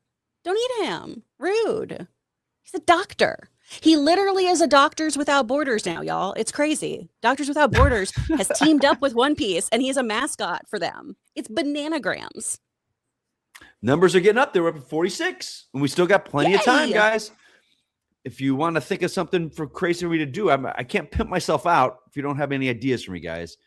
I pimp myself out almost ruining my relationship with my lady by getting her on the air. So what do you got? Jay Barnes, 8519, loved the Supergirl trailer and got me more hyped than the teaser. Cast all looking great. I think it's cool that's between Superman and Man of Tomorrow. I agree. I think this was much better than the teaser, but I like the teaser, but I also know it's a teaser. It's just like, here's a little bit, and this is the trailer. So I agree with that. But I thought it was great. And in all fairness, you know, and again, I am part of the Assholes on Assholes Twitter area. People were bashing this film for a while now. The trailer came out, I was like, oh, it's my feed. They didn't bash the trailer and the look of the film. They were they switch and pivot to her, you know, and screenshotting her and unflattering pictures on it and say, this is our super blah, blah, blah, blah, blah. And then they more focused on her coming out with her, what she had said in that Variety article, which everyone that was commenting against her was proving her point. So, you know, I think, and then just to see and again, Harloff and I talk about this all the time. We live in Twitter bubble, and this is not the general public and what they like. And to see the amount of views that it has, it's insane with like the likes versus this ratio. So it's doing very well. So yeah, I agree. All right, here we go. Ooh, holy man. King of the Wicker people. Thank you, buddy.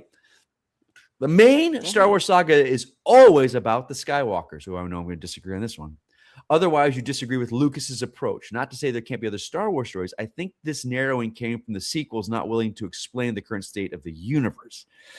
Like I get what you're saying, but I believe wholeheartedly that the Skywalker saga was 1 through 6. That to me is the Skywalker saga. It is their story that focuses on Anakin from birth to death, what their place in the universe is. Like even the sequel trilogy, like Rey Skywalker, it's just like what was it didn't there was who are you? Rey who? Rey who? Rey who? That's I right. wish we kept it that way. If she was a nobody, I would have loved it. Right. And it was like, that's awesome. And that's your way to expand the universe that but it just, so to me, this, I get what you're saying. The Skywalker saga is done. It's done. Like you don't need it anymore, but I'm sure Mando and Grogu and this and that, it's going to tie in somehow and Luke will be in there and what do I know? But that's just my thoughts on that. But thank you for that very generous super chat there, buddy. Yeah. Next up, we got Yoshimitsu 5537. Oscar Isaac's Moon Knight is number 3 in the MCU for me. Oh, dang. Do you mean oh shit, I think that was a car accident out there. Oh God. Hold on one sec. Did you shit in there? Oh, sorry. No. Okay, no, it's not a car accident. Some guy just dropped a ton of shit on the sidewalk. Okay. Anyway. And you blow it. What did I blow? I didn't blow shit. PLD, you shut your mouth. I didn't blow shit. Anyway. So is he, so Yoshimitsu, is it your top 3 show or top 3 character? That's the question. Because if it's your top 3 show for you, it's your opinion. And I'm never going to crap on someone's opinion ever. Yeah. But what if that is your opinion, I think Cock? Yeah. That with that number 3 show. But hey, that's what their opinions, and we all have them, and they all stink. Anyway, let's get to the next one, shall we? Here we go. Goose The Loose, 8332. The hand-wringing over Avatar 3's box office felt empty, given that they aren't even uniquely expensive compared to recent Marvel films. Doomsday will be lucky to cost less than $5 million or match Ultron's box office. This is a lot to take in here. Let me think about this. Hand-wringing over the box office felt empty. What do you mean? Like, what do you think he means by that? What they mean by that, Chris? Like, I like the fact that it was yeah. So what I thought, because Cameron talked about this, of if this does not do well, we will stop here. We will not be making any more movies. And I think that's a valid concern, obviously. Right. But it is odd. And again, this could be just movie news bubble, where the Marvel films are costing so much money. And usually it is because you have these big stars and you are doing really interesting set piece moments and everything, but it's not the same level of innovative technology that Avatar often does. We created a new thing in order to make this movie. So it did feel like I'm sure it's going to make its money back, guys. It should be okay. Whereas the budget for Doomsday makes me really nervous given the state of Marvel right now. You know, the Avatar movies, yes, they are trickling down, but we also have had some great Marvel films, in my opinion, like Thunderbolts, and some ones that are just so-so that just have not done well at the box office or not done as well as they expected and not had as big of a return as Avatar has. Yeah, it's like Avatar's like, yeah, the box office is coming down, but the budget's coming down. Like, I think they're getting less and less expensive. And it seems like that was the talk in that article that we did where 4 and 5, the technology is to the point like they don't have to create new things to create. Whereas Marvel, again, I don't think people are talking about this budget. I'm hearing is like, oh, this is going to be billion. But what's it cost? Like this movie and then the marketing, and then like you're going to have to hit $1 billion to break even on this thing. And that's just right now. And they're adding actors, they're adding reshoots. Like I think, and again, like in the past, Marvel could take a whiff on one because there was so much money in the bank, but your past 3 films did not work and didn't make money. Yeah, I think Cap you went under on. Like they're slowly. It's gonna be interesting. It's gonna be very interesting. And I think then we got Spider-Man, which will do great, but they don't get a lot of that money. Sony gets a lot of that, so you can't count on that one. But it's interesting, and to see look at cost or match Doomsday's box office. People like Harloff claims Doomsday is going to hit 2 million. It's like, I don't think so. I think it'll hit $1 billion just because people want to see RDJ and Chris Evans back, and regardless if it's a good movie or not. But I don't know how far that gets you. Next up, Armada 8YT. Mike, can you do Robin Williams? I can't. I cannot. I know Harloff had a buddy. I think it's Jamie Costa that he does a Robin Williams. That's awesome. I don't do Robin Williams. I mean, I'm not a voice guy either. Like the impressions I do just are me fucking around. The G-Man, 8119. Hey, Mike. Hey, Chris. Mike. Daredevil season 2 is incredible. Are you watching, Chris? I'm not actually. Right now, I don't have Disney Plus. I'm probably going to get it back again. Let me ask you this. Were you like me and canceled it because they kept raising prices, or you just like, I don't want it? Like I did raising prices. Okay. I'm sorry. Go for it. No, go for it. They kept raising prices, and also all that shit they were going to do with AI, where it was like, you can create your own media now on Disney Plus. You can use AI to generate a story for you. I went, no, I don't want to pay for that bullshit. I don't want to pay for slop.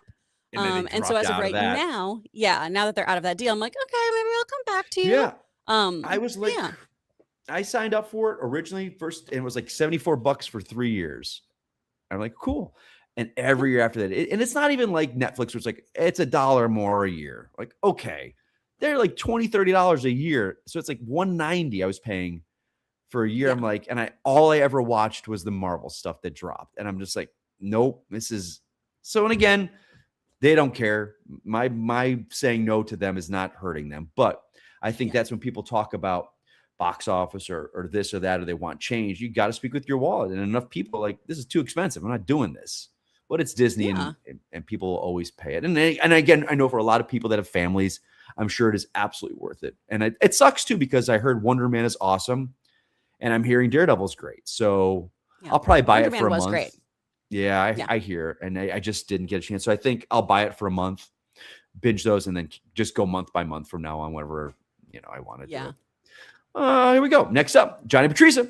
One Piece has been on the air weekly since what? 1999? Technically, it's only 2 seasons because it's recently shifted to a seasonal schedule. That is insane to me.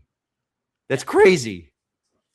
There's in no world would I ever try and get into that now at this point. I'd be like, no, that's just never happening. But It's so that's much TV. is that okay? That's got to be like the second longest thing, like behind The Simpsons. It has to be. Yeah. Yeah. Simpsons is 89, so they've got to be like the second longest. So how has it been this long since they've done a live action? Like, why did it take this long?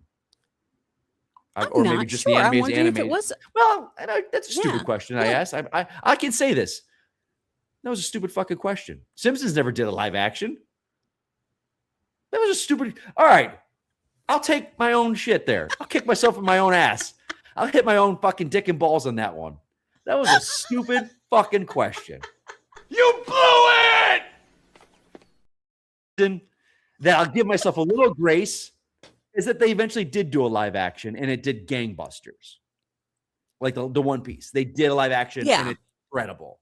They didn't fuck it up and like, nope, this is why we never did live action.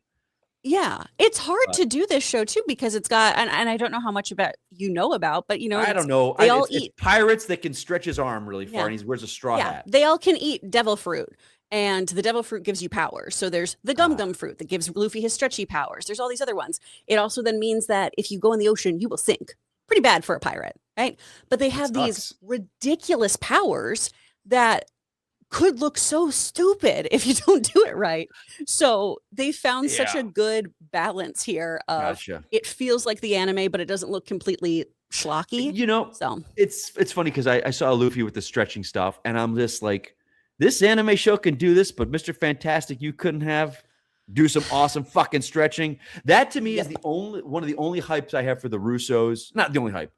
They've got my goodwill. They've done 4 of the best MCU films. Like I think they're going to make, because I'll never forget this with Captain America. It was in Winter Soldier when he first appeared and he's on the ship. And I'm like, the way that they had him move and fight, I'm like, oh, these guys get it. That's how Cap should move.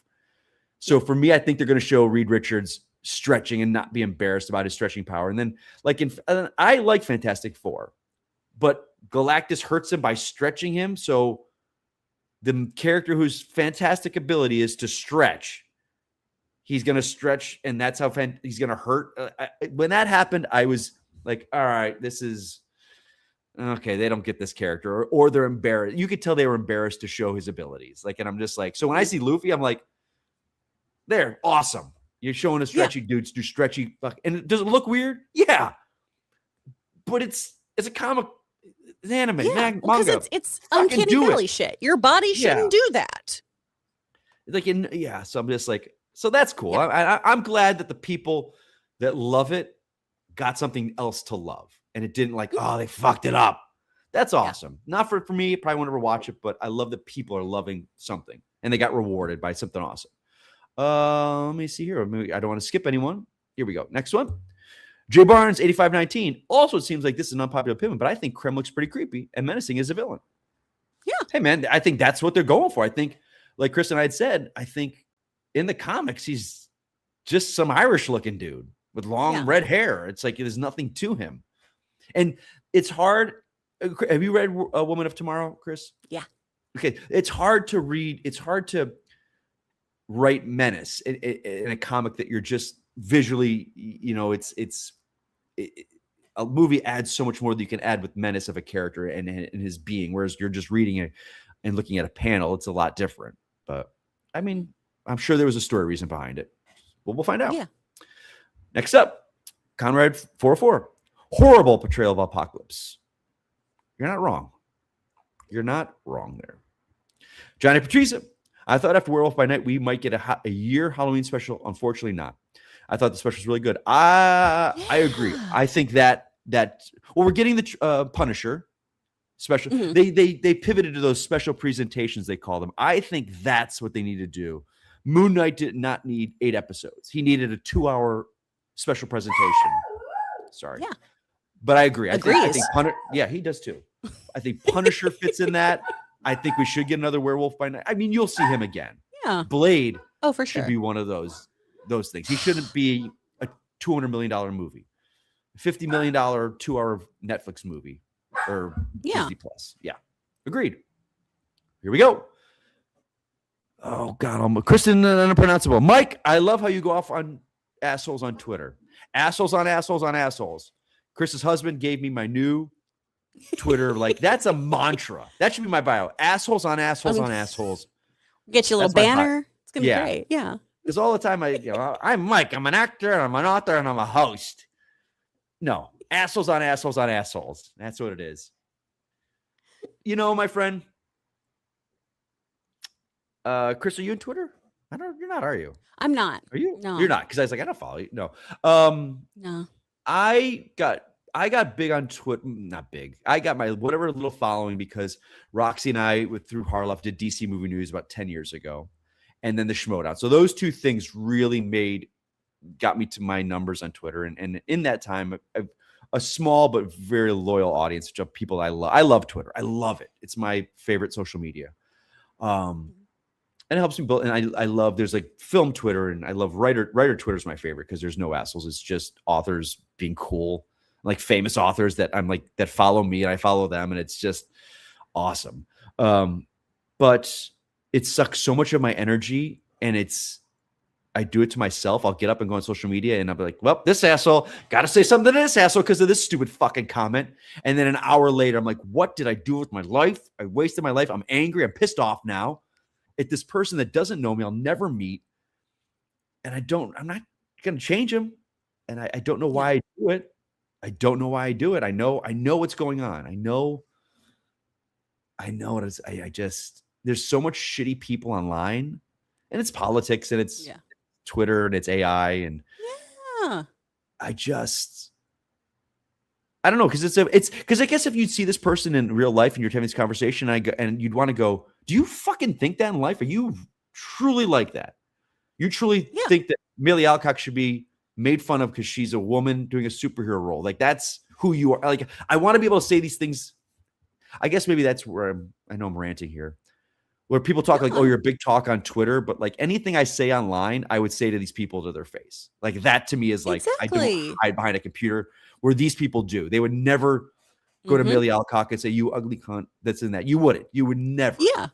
Because you have a mother. Absolutely not. And you most likely have a girlfriend, and you have a grandmother, and you might have a daughter, and you would never say that in front of them to these people. But anything I say, I would 100% say to people. So I'm not, I guess maybe that's why I don't feel shame in it, because it's just me being me, and I would be 100% to someone's face.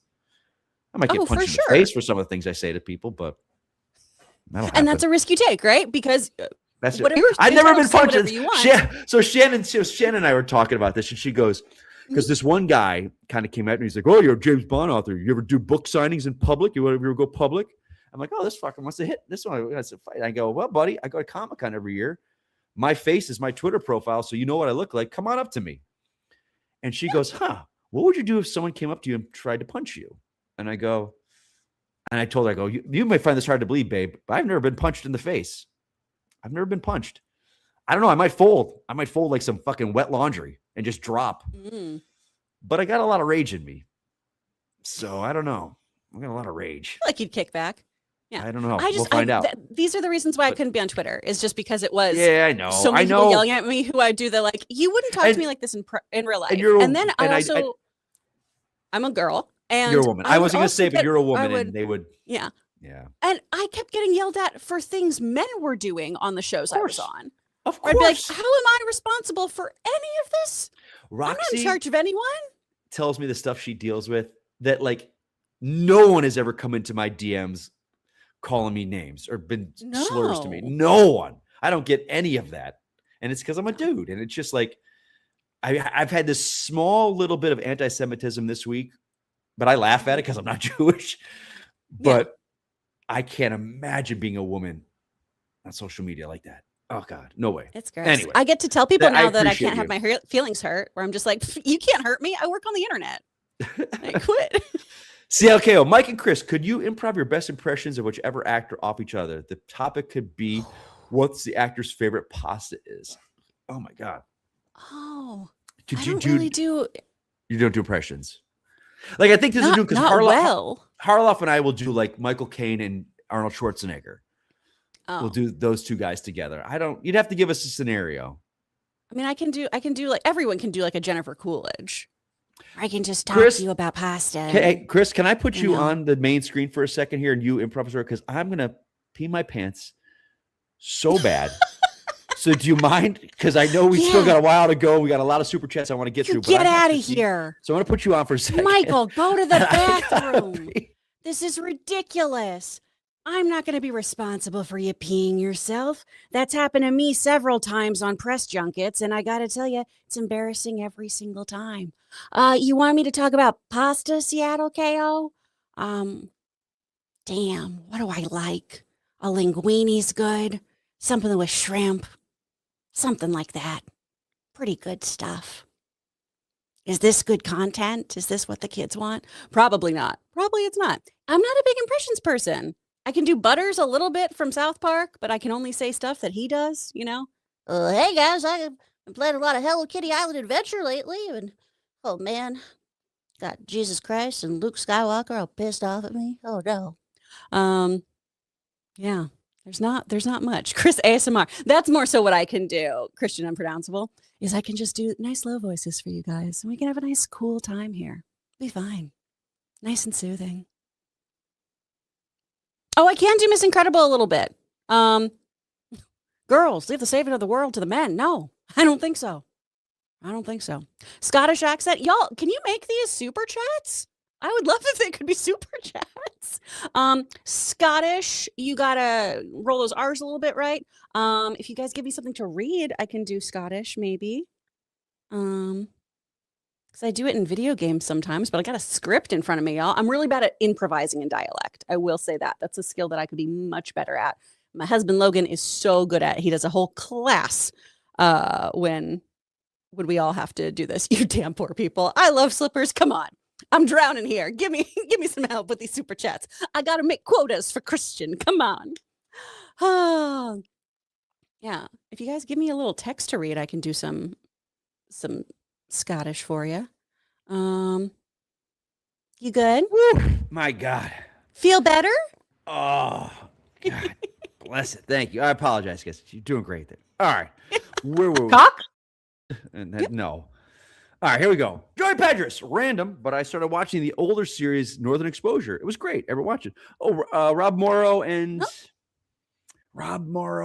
I think she was in, is it Janie Turner? She was in Cliffhanger, I think. I didn't watch it, but I remember the show.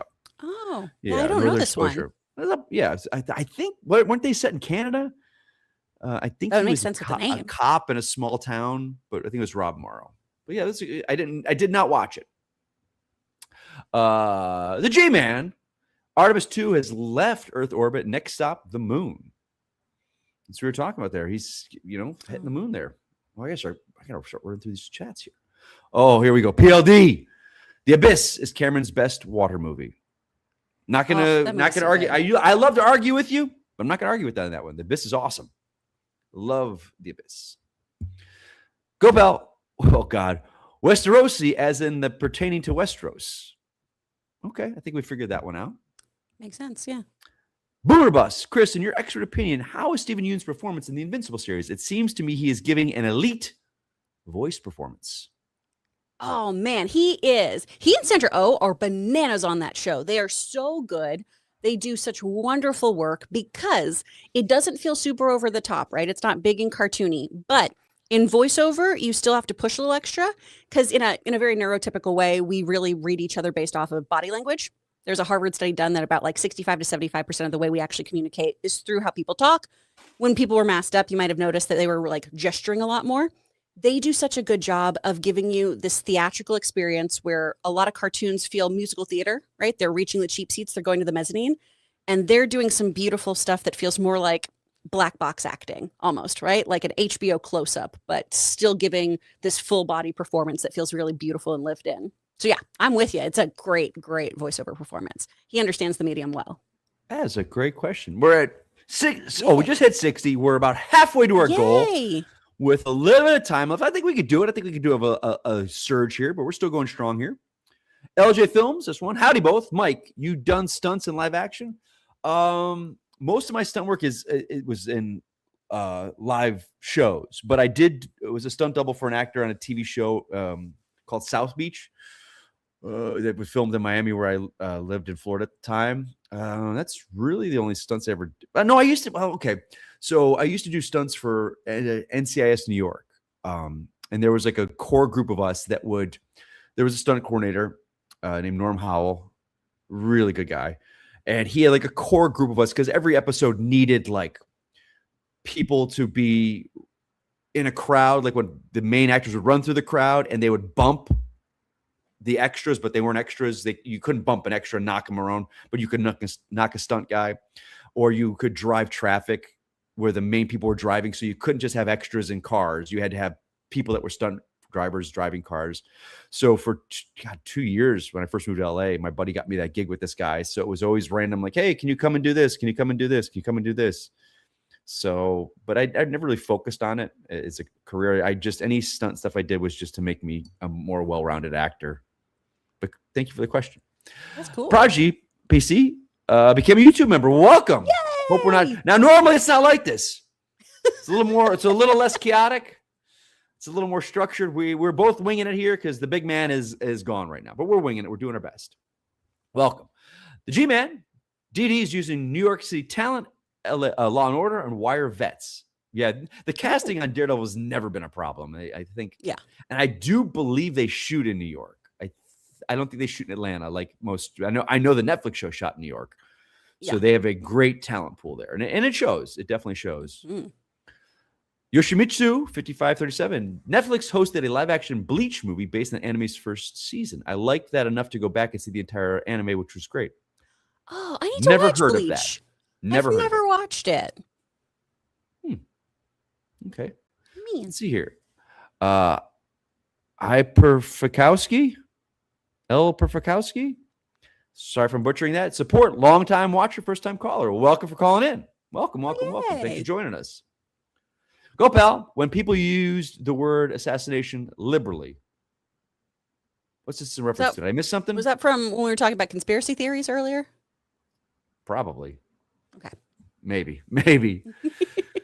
Go, pal. I'm reminded of the immortal words of Chris Rock. Oh, this is going to be a segment here. What do we got? JFK got assassinated, so did MLK and Malcolm X.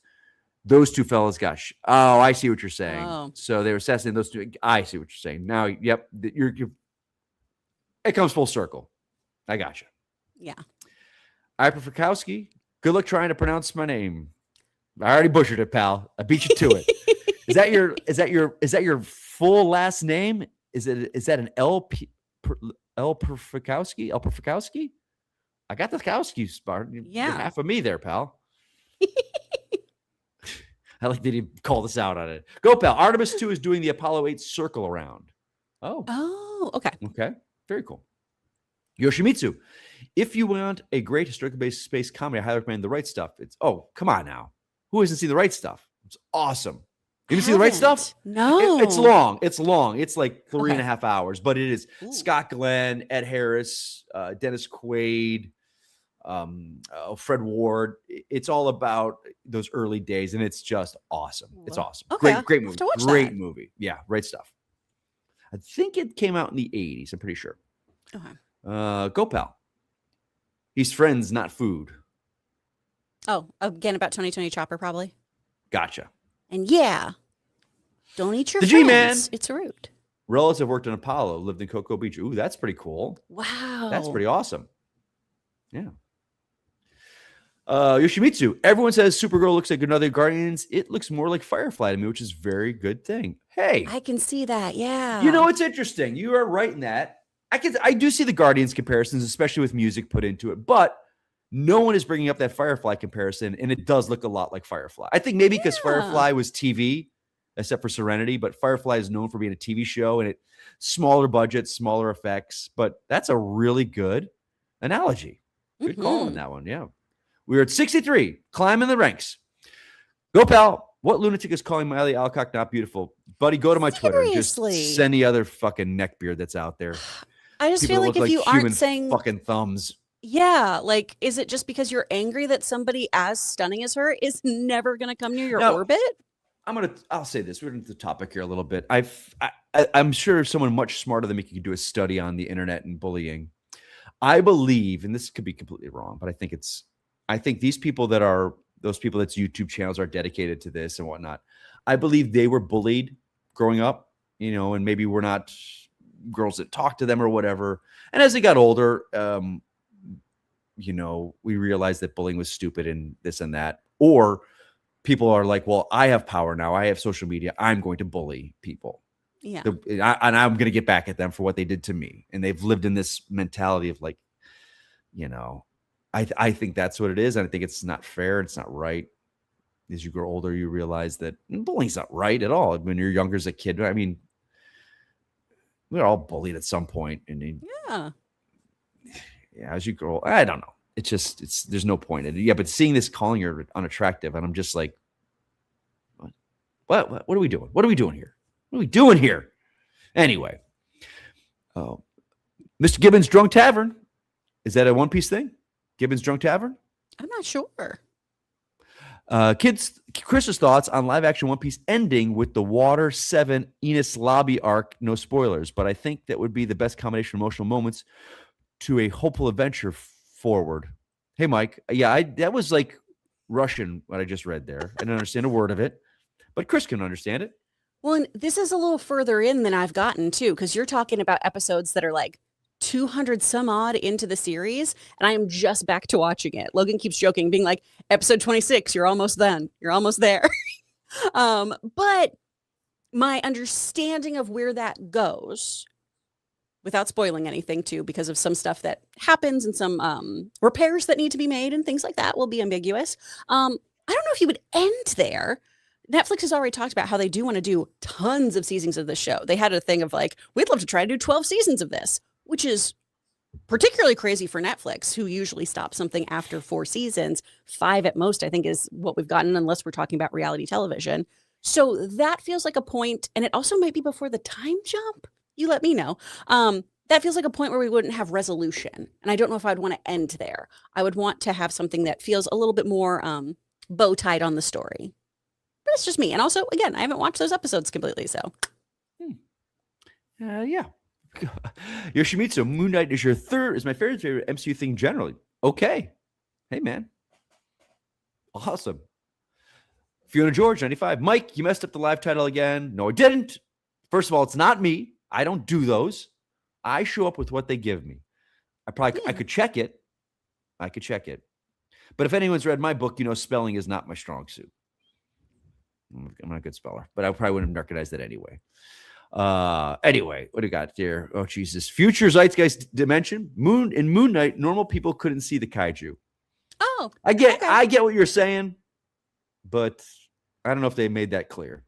I know a lot of it was in his head. Star system movie? Was that all in that's his head too? Yeah, but then I know like the stuff with the giant hippo talking was in his head. But then when we got out and we got the giant alligator, I thought that was real. But I guess not. Shows you how much I was paying attention. But again, I don't know. Fiona George, sorry, Mike. Apparently it wasn't you. That's right. That's right. I'll take your apology. It wasn't me. DJ Case gifted 10 Harloff memberships. Awesome. That's so nice. And Harloff's not here, so it's his loss. Mr. Gibbons' Drunk Tavern. I wish this was the multiverse where we got 5 yearly Halloween Blade specials following him through the decades. That'd be cool. Yeah, man. That's a good idea. Yeah. Oh, here we go. Another One Piece. Johnny Patrizia, Luffy has a few power-ups in the anime. Gear 5 grants him cartoon-like reality warping powers. Think Tom and Jerry eyes popping out of his head. Okay. Whoa. You guys are all right, having fun there. Dang. What have we got next? Kristian Unpronounceable, doing angry Aussie. LOL. Me? Oh, more impression stuff? Okay. You doing angry Aussie. Aussie, I'm going to probably sound more New Zealand, and I don't know how angry I'm going to sound, so it's like there's a thread kind of stuck in your mouth pulling. You stole fizzy lifting drinks. You bumped into the ceiling, which now has to be washed and now sterilized. You get nothing. You lose. Good day, sir. That's not great. Again. Ah, I'm not you one who teaches fucking dialects. prick. I can't do There that. we I can't do go. it. See, Mike can do Ah, it. yeah. Cockeyed fucking prick, yeah. I can do that. That's can not only a knife. swear. This is a knife. That's a knife. I apologize to every Australian who accidentally sees this. Aussie, Aussie, Aussie. Oi, oi, oi. Oi, oi. That's what I can do. Next up. Oh, God almighty. Vico Soldier? Vicious Soldier. Oh. Vicious Soldier. Chris, question. Can voice actors be or are singers asking finished Habazan Hotel season 2? I can't. You can read that, right, Has Chris? been hotel. Oh, Christ.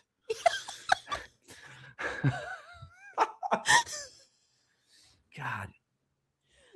They're testing you today, man. And Keith David hits the note. I don't even know what that means. Is that One Piece 2? No, this is a show called Has Been Hotel. Mhm. Oh, all right. Mike, do you get your comics signed? I don't. I don't really think there's ever been an artist or person I've wanted to sign my comics. Well, I'm not very much like into. I collect comics, of course, but I don't. I'm not in it for really the money of collecting. I just do it for the reading and the stories. Here we go.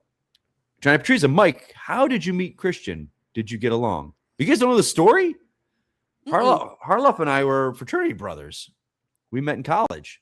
I've known him going on almost 30 years now. And I'll let you guys in a little secret. I'm like, when you think of like fraternity, like I'm your stereotypical dude. I'm your khaki pants, your polo shirt, the blazer, the wanting to go to the sorority girls with the beautiful sorority girls. That like Harloff was a meathead. Harloff was a fucking meathead. He loved to haze. Me, I was more in for the chicks and the socializing. He was a meathead. He was a fucking meathead. He's the guy that I would come back after, like going to a sorority house social, which was like a social, is like when a fraternity sorority would get together and rent out a bar or something. And he'd be back at the house drunk with all the dudes in the fucking rooms, you know, trying to haze pledges or something. And I'd be like, what are you guys doing? Why are these pledges in their underwear in the freezing cold out here? We were just with the girls at the pub. He's like, yeah, shut up. We're doing hazing. It's Hell Week's coming up. So you could tell Harloff I said that too. Alan Smithy finally watched Avatar 3. My main takeaway was that Jermaine was redeemed and got to help the Na'vi this time around. Gotta love Jermaine. He's the hip Hippopotamus. What the hell's that? Is that an anime thing? He's a hippopotamus. He'll buy you a kebab. That is a Flight of the Conchords thing. Jermaine Clement. Ah, okay. Oh, so was he in Avatar 3? Did I pay attention to this movie at all? Or I is was he a like, wait, Na'vi? what? Is he? Oh, he might yeah, have been no, Na'vi. he's a scientist, isn't he? Is that what he is? Was he the bad guy in one of the Men in Black films? Wasn't he the bad guy in like the third one? With the time travel with when they went back to the 60s? I think he's the bad guy. I think he's in I don't play the Avatar, Schmodown he's just I a don't play the scientist. Schmodown anymore. I don't care about stuff like that. Oh, also, I didn't answer that Has Been Hotel question at all. Oh. Sorry, guys. Go for it. Yes, voice actors can be singers. Keith David's incredible. He's so wonderful. I actually have auditioned for Has Been Hotel, and they do make you sing for your auditions. So it's fun and weird. But they have like Broadway caliber people, and Keith David has one of the most incredible iconic voices, singing or speaking otherwise. His voice is awesome. Yeah. Joshua Gonzalez, Bleach is great. Read the manga if you can. Oh, sweet. Okay. I'll pick that up. Does Bleach have anything to do with Bleach? I have no idea. I know nothing about Just the this name. That's anime or weird. manga. Yeah. Interesting. Okay. Captain Penis, 5847. Has Mike or Chris ever been on a reality dating show like Kristian? Also, is there a movie that deserves a sequel in your opinion? For me, it's The Nice Guys. I've never been on any reality shows.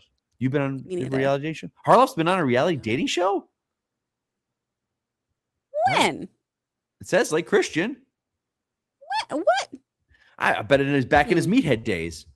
Movie that deserves a boy. sequel in your opinion. Well, you guys, if anyone knows me and follows me, knows I would kill for a sequel to Remo Williams.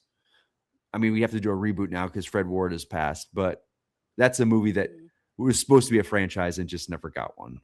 So I think that to me is, but I probably would be the only person out there. I think The Phantom, Billy Zane should have gotten a sequel. That'd be fun. Yeah, I think The Rocketeer should have gotten a sequel. Mm-hmm. Yeah. But we're still staying in like a Shane Black world. Why did I say black that weird? Shane Black world. Shane Black world. Shane Black world. Then I would do Kiss Kiss Bang Bang getting a sequel because I like that world as well. But Nice Guys was great. That was such an under movie. Ah, Gay Perry's so good. Gay Perry. Love him. Yeah, Nice Guys. It's amazing to me how that movie didn't work or wasn't a success. I don't understand that. But so many people, it's a cult classic at this point, I think. I'd call it a cult classic. We're up to 69. Good number. Roxy would hate it. BoJack. Did either of you watch Animorphs? Variety is reporting the rebooting with Ryan Coogler, executive producer for Disney Plus. I was too old for that at that point. I remember the books, and they'd have the shitty images of the people morphing from animals or people to animals. Yeah. My friend, but I'm going to tell you a little something that you young kids don't know. Before Animorphs was a fucking thing, and you guys had Animorphs, I had a show called Manimal. And if you ever want to know what the 80s television was like, it's a man that could turn into different animals. It was Dr. Jonathan Chase was his name. Simon McCorkindale was the actor. So if you want to do some fun, go watch, even just YouTube, Manimal. So before your Animorphs, I had Manimal. Yeah, everything in the 80s was better, kids. It just was. How about you? You watched Animorphs? You were probably the age, right?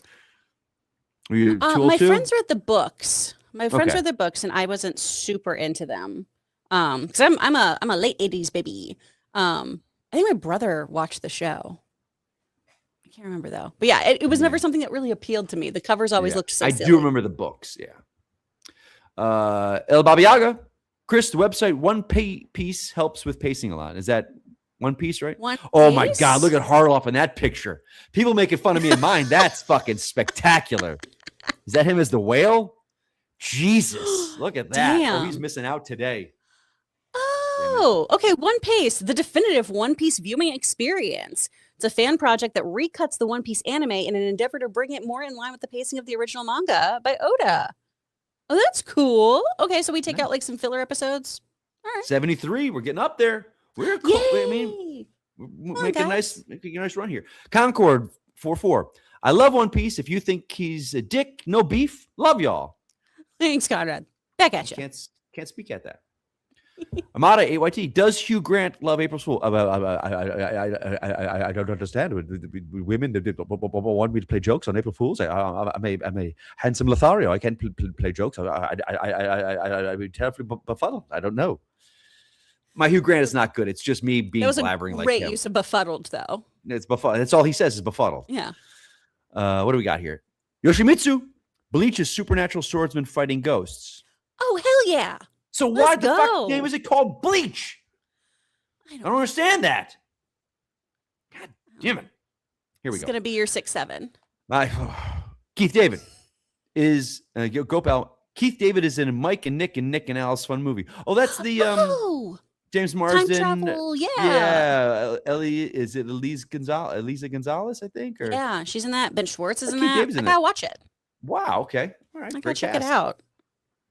Next up, what do we got here? BoJack's. Maybe Mike should set a super chat goal for him to watch at least one episode of Night of the Seven Kingdoms with Roxy with One Piece. Oh, is that what? Did she do something like, hey, if you hit 100, I'll watch One Piece? You guys don't have to sell me on the Seven Kingdoms. I already watch all this stuff, you guys. What do you want from me? Yeah, this is a good one. I feel like I'm gonna watch that show regardless. So we'll see. The G-Man 8119 sequel to Devil in Blue Dress needs recast though. Okay, I remember that Denzel Washington movie, I believe, right? I'm not sure. That's not what I'm familiar with. I think it's David. I think it's Denzel. Conrad 44. If Keith David got Gargoyles rebooted, that would be dope. Was Keith Gargoyle as the voice of? Yeah, he was the voice of Goliath. Oh, the main guy. Yeah. Okay. So good. Here we go. Next up, Gopal. 80 shows has awesome music that's mostly gone now. That it does. It was a bygone era, my friend. Yeah. Alex Meyer 5646. Have you either seen Chuck Spy TV show? Chuck? The show Chuck? You mean the show Chuck? I never watched it when it was out. And I don't think I'll be watching it now. Yeah. I saw a couple just- episodes.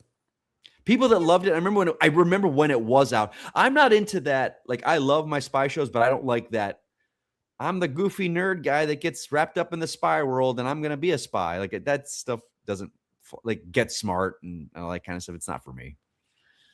But I do remember it was very popular at the time. I think this might be our last one for now. Yeah, here we are.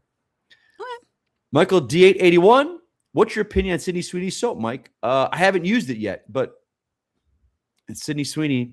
So if someone wants to buy me some of that bath soap, I'll try it. Hey, here's the thing. We get up to we beat Roxy with 121 or whatever. I'll live stream me taking a shower using Sydney Sweeney bath soap. How about that, boys and girls? What's I'll the set deal up with a her camera. soap? Oh, I don't. She made the soap out of her bath water, I think, and it's Sydney Sweeney. Oh. And again, like, I'm not anyone that knows me. I'm not into blondes. That's not my thing. Mhm. But Sydney Sweeney, there's just something about her. So yeah, we get up to 121 today. We beat Roxy. I will live stream a shower using Sydney Sweeney's bath soap. How's that sound, boys and girls? That's setting the bar high. Put myself out there. Now I'm putting my body on the line. We got another one. Johnny Patrizia. One Piece is getting a reboot called The One Piece. We could have 3 versions of One Piece airing at the same time. This must be at first. What are you talking about? One Piece is Okay. getting a show called One Piece? So the One Piece is like the thing they're after. It's this treasure by this Do they eat it? pirate. Are they going to We eat it? don't even know. We don't even know. So that's Probably. the whole story is One Piece, and they're all searching for this One Piece. They're searching for the One Piece, which the pirate Gold Roger, as he was about to be hanged, let everyone Okay. know, hey, my treasure is out on the blue line. Go find it. And this launches kind of the era of the pirates, this big boom where everyone goes out into the blue line and is like, yeah, I'm going to go find that pirate treasure. That's what Luffy wants, because if he has that, then he's king of the pirates. So I don't understand why that's being rebooted, though. So we'll have the anime still going, and then a new one, and then the live action. That's too much. That's too much. For all of you who are like, there are too many Batman, no, this is the thing. No. Mm-mm. It's like, when I see stuff like this and what they're doing, I'm just kind of like, that teat. Gotta milk that teat. Yeah. It's a milking that One Piece teat. Mm-hmm. I haven't I given can't you wait for guys that a to good get sound clip. clipped. I haven't given Oh, I haven't given a man. lot in a while. So I'll do a nice clean one for you. There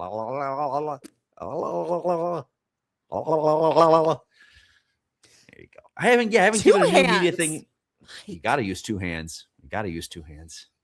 There's another sound clip. You got to use 2 hands. Yeah. Anyway, let me see where are we at. Do we get any new? I don't think. Oh, we do. I think one Oh, we just did. came in. Oh no, we got a bunch in. Yep. Here, Okay. Oh, here we go. Here we go. I opened my big fucking mouth, and now we're gonna go on a rally here because of what I'm doing. Oh Christ. Here we go. All right. Where am I at next? Oh God, Bojack, $10, my friend. Thank you. 8 never viewed the Force as having to tie into one family. Otherwise, we wouldn't have Obi-Wan, Qui-Gon, Yoda. They were all just regular beings that got the Force. Wait, 8 never viewed the Force as having to tie into one family. Oh, so are you saying like you never saw? I never. Not 8. I never Okay. viewed the Force. I what you're saying. The Force is not the Skywalker. The Force is just everything, but everything just seems so Skywalker heavy. I'm just kind of like, yeah. And I love the Yeah. Skywalkers, but their show is done. Let's move on. Mhm. I hope I said that right. There we go. Go, pal. Y'all seen Black Sails? Awesome pirate show. I didn't. I love the producer. I think his name is Josh Friedman. He did The Human Mhm. Target, which is one of my favorite shows of all time. Like, I love Oh. the and I think that's Toby Stevens, right? Who I love. Love Toby Stevens. But I've not seen it. No. Except what do we got here? Yoshimitsu. Great show. You two are awesome. You're Thank you. awesome, We're doing Yoshimitsu. our best. We're doing Yeah. our best here. We're trying. Oh, I'm gonna love this question. I can tell. Rick's top picks. Hey, Mike and Chris, thoughts on the character of the Shadow in the 1994 film? Could we possibly see a new adaptation soon? So I was the perfect age for these films in the 90s. The Shadow, The Phantom, Dick Tracy, Rocketeer. Like this was my thing. I loved this. I loved The Shadow. I didn't know about it before the movie. I didn't know it was like a radio series. It predated Batman, The Shadow. Like it's just this, I think Alec Baldwin, I think it's so underrated, that movie. Okay. I'm waiting for it to come out on 4K. I have a Blu-ray of it. It's okay quality. Tim Curry, Tim Curry's in it. Ian McKellen, John Lone. It's fun. I always get this mixed up with Darkman, the Liam Neeson one. Darkman. Yeah. Darkman is awesome. I always switch those. Yeah. But yeah. I mean, well, here's a funny thing, Chris. Shadow was Darkman was made because Sam Raimi wanted to do a Shadow film, and he wrote a script for it, and Universal said no, we have the rights as this and that. So he's like, all right, I'm going to create my own character. And that's why there's very much the cowl, the cape, or the cowl, the hat, the bandages, the big cloak, very shadow heavy. That's where to me, that's why that advice always stuck to me. When people always ask, people ask a lot of writers or artists, what do you want to draw? What do you want to write? Do you want to do Batman someday? And I forgot who said this, but they says, I hate that answer. Why would I want to do a character that's someone else's property? To me, the best stuff has always happened. Maybe it was Guillermo del Toro that said it, where these writers are always asked, do you want to do a Batman movie? Do you want to write a Batman movie? Do you want to write, do you want to write a Batman comic? And they're like, no, I want to create my own thing. Cause then you think of things like Hellboy. We got Hellboy because a writer took The Thing, Agents of S.H.I.E.L.D., and a little bit of Lovecraft and created Hellboy. Like, you take what you love, but make your own thing. So Darkman is such a great cult classic film. And it was made because he couldn't make The Shadow. So I think stuff like that is awesome. That's a long tangent for that question, but The Shadow is awesome, my friend. Let's see, where are we at? Next up, you're coming in.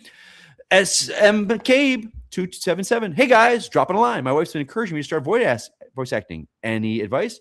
Chris, I throw to you. Oh my gosh. Well, head over to speakfriendstudio.com and you can sign up for lessons. Truly, be in classes. I would recommend starting out with getting into voiceover classes, because it isn't just, hey, you've got a great sounding voice. If that were the case, everyone I know, every Lyft driver I've ever had would be doing voiceover work. And it is foundationally about great acting and then understanding how to use this instrument well.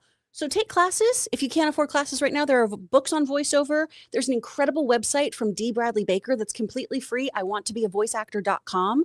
I have a whole bunch of resources actually listed on the Speak Friend Studio website in case you want free information, because I just don't think that you being an actor should be gatekept. I don't think it should be behind a paywall that eliminates you from pursuing your dreams. So go check that stuff out. And if you can't get the books and if you can't get into classes, you guys just need to start watching stuff with a actor's mindset. How did they do that thing there? Oh, that's such a great beat there. Oh, can I see myself in these kinds of commercials or these kinds of shows? Where do I fall into the landscape of voiceover? So start thinking about that. But yeah, there's so many great places you can take classes. Start there. Start learning how to use your instrument. Awesome. That is sound advice. We're going up to 90. Again, remember, guys, we need to hit 121. That's the goal. Today's Friday. We will know if we win. The result, if we hit 121, is Mike Kalinowski will live stream a shower using Sydney Sweeney's bath soap. So I don't think Roxy's going to beat that. Clear. I am never going to live stream myself showering. No, this is me. This is a dude. Yeah. Me. In my shower. This is all Mike. Yes.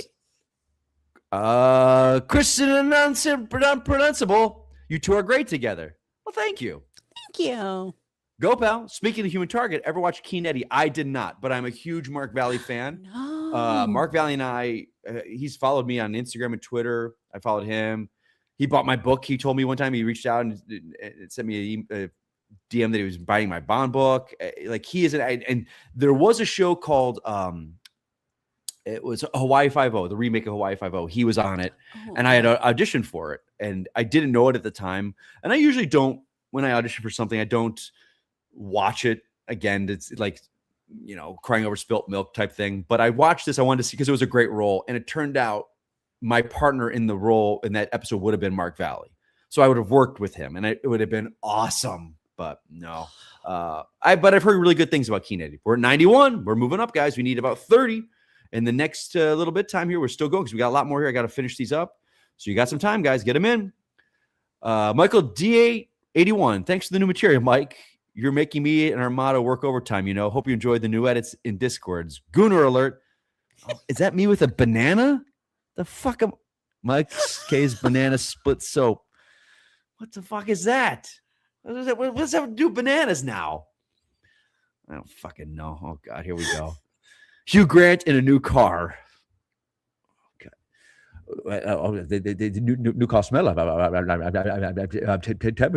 can't speak. The car smells overwhelming me. I'm befuddled. I would love to take a young lady in this car, and maybe she would be befuddled as well, and have her do a little bit of a roadhead. But remember the time? I don't remember, but I was woman of the night, and I got busted for having a woman of the night in my car. The police came up and knock, and I was like, oh, I'm terribly befuddled. Sure, you Grant. I forgot he got a hooker. That's right. Oh, Ash. Well, and one of the greatest quotes of all time, where it was, "Why would you need to pay a sex worker? I don't need to pay for sex. I need to pay for them to not bother me again." Oh, Jesus. I'm probably paraphrasing, but it basically was like, "No, I pay them to like not be around." Yeah, I don't want him around. Damn, Hugh. Damn. Go pal. Mark Valley is an American cop in London. Yes, that is correct. Yeah. Here we go. At Harvskutter. Apparently, the upcoming reboot anime of One Piece is for new viewers who balk at starting the 1,000+ episode original. Oh, story we streamlined. Okay. So this is like Full Metal Alchemist Brotherhood, or like a Dragon Ball Z Kai, where we go, let's take some episodes away. Okay, that's neat. Okay, all right. Here we go. Johnny Patrizia. One Piece by Wit Studios would be faster pacing. Okay. All right. Cool. Here we go. Armada 8YT. Hugh Grant's in Cars. Profile pic is Mike as Kingpin. Oh, God. That's me as Kingpin. We're at 92. Coming up on the end here. Yay. SM McCabe 277 takes notes. Thank you as always. You're the best. You're so Is that me? welcome. I take notes? Who takes notes? You take notes? This was about voice acting. Gotcha. Important stuff. Not fucking around. I think this is our last one for right now. Okay. Valley on Fringe was great on Fringe 2. I didn't watch Fringe. Did you watch Fringe? I never watched it. No. I feel like it'd be really up my street, but I heard it was really good. good, but yeah, again, great Mark Valley show. But I think that's it. A commendable 92. Still about 30 away from what we needed. They didn't want to see me soaping it up, and that's okay. So I don't have to do it. I would have. Oh, you got a 93. There's another one. What do we got here? Okay. Go, pal. Why do networks air shows out of order? On Keen Eddie, it was like they were carrying all the unloaded tapes and dropped them all on the way to air. That's a good question, buddy. I don't know. Chris, do you have any thoughts on that? Why they drop episodes out of order? I'm not sure. This is a really ridiculous comparison, but I have this issue when I try to go rewatch things like Darkwing Duck. And I go, this doesn't make any sense. Why am I learning his origin story now? Yeah, I don't know. I assume it's just like a weird, just maybe storyline executive thing of we need this more exciting thing to happen earlier or something. Who's to say? I don't know. Oh, we got more coming. 95, guys, coming up there. We can do it. If you want to see me soaping my nuts with Sydney Sweeney's bath soap, got to do it. Oh, what is this? Seattle KO. How about Michael Caine as Hugh Grant's father? Oh, God. All right, here we go. Hold on. Let me see here. I was talking about back in the day, we didn't have to pay for the prostitutes either. What we had to do is I'd have a lorry come over there and slip on my Bobby and who's your uncle? And she'd just come over and give me an old Jolly Roger. But now we got Hugh Grant coming in here. He's talking with the prostitutes. I believe her name was like Destiny's Brown or something. Wait. I didn't say I had to pay for that prostitute. I just wanted to leave. So I was. You talk about being befuddled. I don't understand. But I'm befuddled with you, you dumb. You're a limey bastard. And you don't have to pay for the prostitutes. If you're a famous person, so you tell them that, and they will give you the sex for free. There you go. Michael Caine and Hugh Grant talking about hookers. Hookers. Great. All right, what do we got next? Support. Sean McCabe, S. McCabe. Guys, we're going. Come on. What is this? We're so close. Unlabelable. What is that? I don't know what that is, go pal. Let's see what we got. We're 97. We are getting close. Oh, God, here. What's this? What is in your fridge right now? Oh.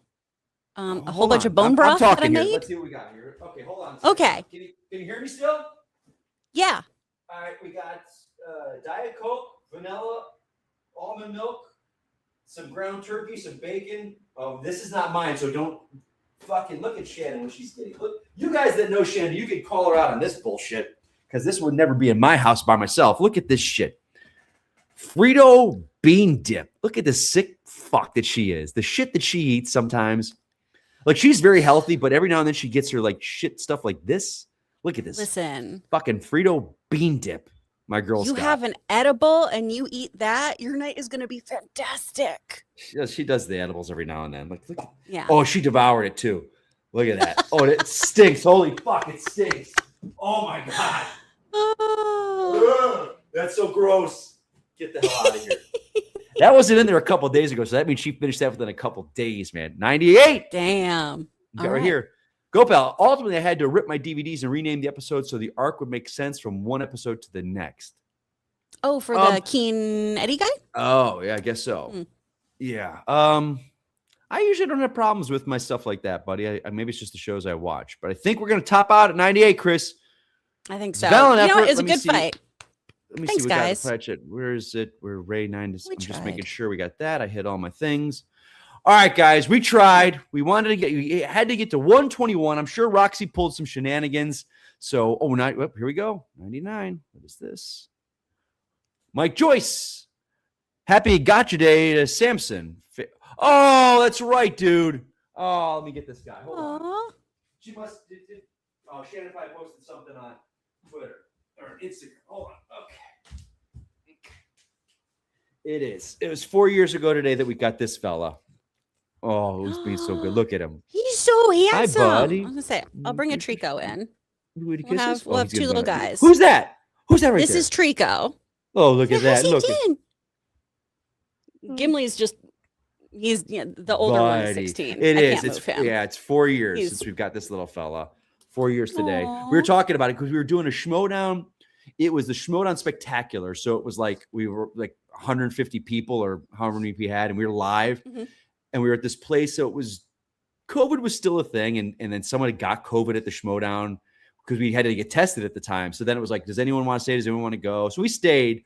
But even like, then we started losing people. So Shannon, who doesn't do trivia, she jumped in. She did like, okay. She went a couple rounds.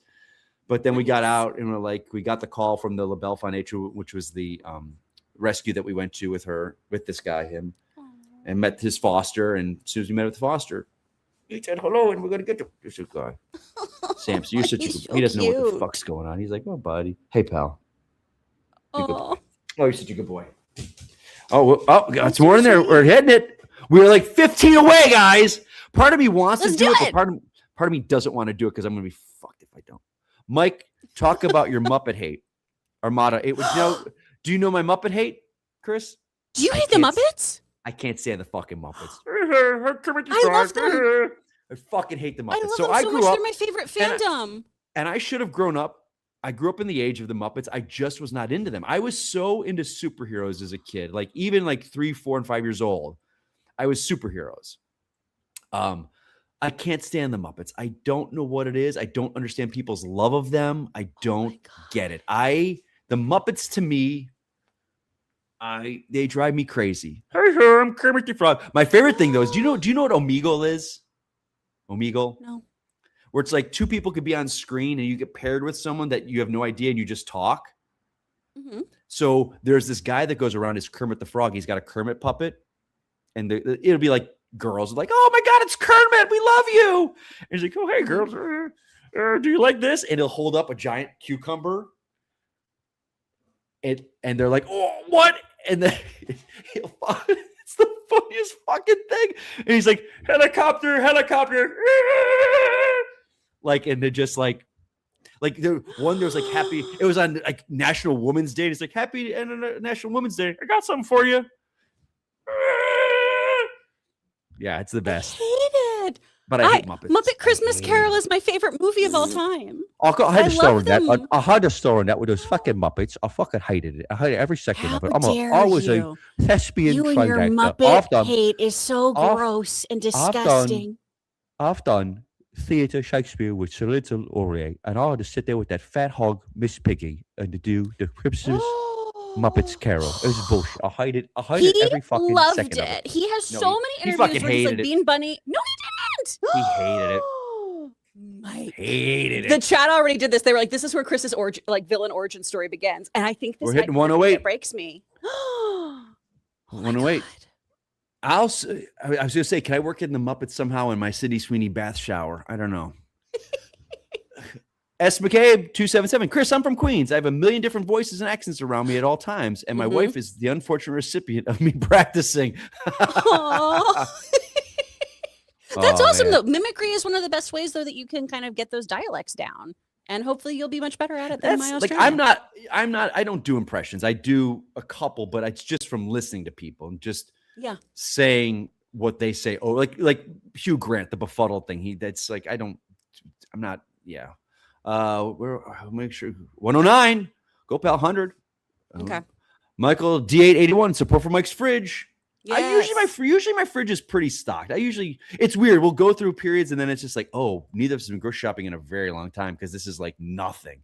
And then like the next day there'll be everything. And like we both have our sweet tooth, so every now and then we'll get in and they're like, oh, this is this and this is that. Let's see. Oh, okay. SM McCabe, happy puppies. Heck yeah. Yoshimitsu, come on, people. Roxy isn't even enjoying One Piece. Is that what she did? She's like, if you get me high on this, like, I don't know. What did PLD, if you could tell us, what did she have to beat with Roka? Like, what was that got her over Roka? That's what I'd like to know. 109, guys. We are 13 away from me taking a shower with Sydney Sweeney's bath soap. You know what? I'll do it. And I'll even throw a Kermit the Frog in there if you want Kermit the Frog in there. You might leave have him to out do of my- this. Maybe I'll do. All right, maybe I'll sweeten the pot because we're so close. We're at 110. I'll do Michael Caine taking a shower with Sydney Sweeney's bath soap. So I'm acting. I'm fucking gonna put some acting into this for you guys as well. Damn. Bojack, Roxy. Roxy did say she's having some issues with Luffy because of his actions, like skipping out on a bill. She's not quite loving him yet either. What? Okay. All right. What does that mean? Luffy's skipping out on a bill? He like does a dine and dash moment. This guy sounds like an asshole, Chris. That's what I'm saying. But Conrad thinks that he's okay, and that's fine. You were saying he's an asshole too. Conrad's saying he's a good dude. Yeah. As an outsider into the world of One Piece, Luffy sounds like a dickhead. I'm just saying. 114. Oh, we're 14. We're gonna hit it. Yes. 116. Armada 8YT. Do you roller skate? Not well. Not well. I'll tell you this, Shannon. So for her birthday a couple years ago, I surprised her. You ever been to Galaxy Skate? Is that the name of it? Galaxy over on San Fernando? It's the roller rink. Yeah, we went roller skating for her birthday, fun. and she fucking kills it. She's like doing these backwards, like down on one leg shit, and I'm like doing the old man. I needed like almost that walker thing that they have for the kids with the tennis balls on it. Yeah. But yeah, Shannon every now and then she does like random shit that she's just really good at. Out of nowhere. That's awesome. 118. Oh my God, I'm gonna have to take a shower here, aren't I? Go, pal. Someday we'll find it. The Rainbow Connection. What's that? That's a Muppet song, Mike. Someday we'll find it. The rainbow connection. we'll find it. And the love connection. Fucking Muppets. I hate them. Oh, they're so good. Why is there no joy in your heart? Find it. Combine it. Cock? And Piggy's got like, hi, Kermie. Oh, Kermie. Where's my Kermie? Isn't that the fucking Swedish Chef? That's a Swedish Chef, yeah. Yeah. Oh, we're at 120. Go, pal. Pigs in space. Yes. Yes. Save Does us with Mike Mike. hate Elmo? No, but I like Elmo's gif of Johnny Patrizio. I like he's got that gif where he's always like, oh, wait a second, that's me. That's not you, you fucking asshole. God almighty. I love the one that he's on the little trainer toilet moving his arms like this. Yeah. Chris, when I send people all the time. shower time. We're at 120, so no, we're not. Only a monster could hate Elmo, says GoPal. Correct. I disagree. Nope. So, here we go. Armada 8YT. Saw Crime 101 on Amazon last night. Pretty good. You know, I'm going to check. I want to see it in the theater. I'm a big Hemsworth guy, but it like kind of came and went. But I will definitely check that out on Amazon. 121. How many more we got? We just haven't hit it We're yet. at 120. We just need 2. Hey, Muppet support. Hey guys, that's Richard's art. Oh, look at the Yes. Muppets with Deadpool over there. Beautiful. Here we go. Drew 914, break 100. Thanks for the laughs, folks. We try. Thank you. At this point, it's just for beating Roxy. Oh, we tied. Tied at Roxy. Where are we at? Hold on. Here we go. I'm not a Muppets fan either. Dark Crystal, though. Yomichi Dark Crystal's so good. That as a kid scared me a little bit. It was a little like with the Skeksis. The Skeksis, yeah. As a kid, here's the thing. That's Jim Henson. Did Jim Henson do that as well? Yeah. Well, hey, Jim Henson did the fucking Turtles. And that movie's been getting so much love again because I think it's the 30. It's only the 30. It's the 36th. For some reason, Turtles came up and got 122. We hit it, guys. Oh my God. The Turtles 90 movie. It's 1990, so it'd be the 36th anniversary. It's getting a lot of love again. It's such a good movie, the original Turtles film. Yeah. Let me make sure we're getting all these super chats here. You're not a monster, right, Mike? I'm not, Gopal. I'm not a monster. And yet you hate the Muppets, so jury's out. Joshua Gonzalez, if you were watching One Piece, MC with if it was her watching One Piece, MC with Sydney Sweeney soap. MC? MK. Oh, I'm MK with a soap. Yeah, you got that right. The Richards art. Look up Muppets Miami Vice, Phil Collins and all. Okay. You miss you mucho. I do love Animal and Swedish Chef. Fuck the Muppets. Kristen Unpronounceable. Here you go. We're 126. Oh my God. Oh, fuck you, PLD. Of course, this asshole's throwing him in. I'll throw it in, but I ain't producing that bit. I think Shannon's gonna have to produce it. Mimicking my father-in-law right to his face, SM McCabe. Oh, you're a brave man.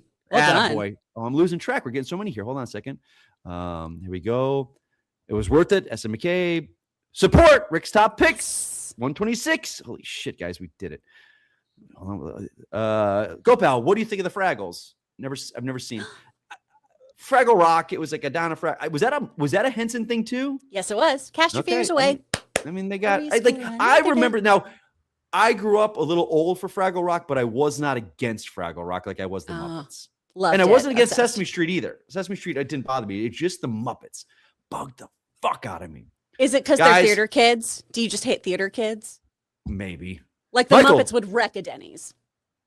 Oh, of course they would. Yeah. And they'd be in the back cooking and shit. They'd be like, and people would be just trying to eat. And I'm trying to get my grand slam here. What the fuck is this asshole in the fucking... Why are they singing from Rent? Sammy the Eagle would come around like, yeah, I could do the whole Muppets. Michael D. Kratz, we're in the week. Guys! We did it. We got to close out here. We got to push this over the top. SM McCabe. Okay. 129.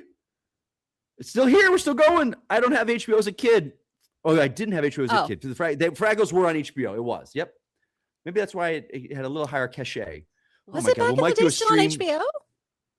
It was back in the day. Yeah. Oh, okay. HBO. Armada AYT. Will Mike do a stream fighting Elmo the puppet? I'll fight a fucking puppet for the stream. Fuck yeah. Maybe that'd be the next one. No, you guys got it already. You've gotten, Chris will voice.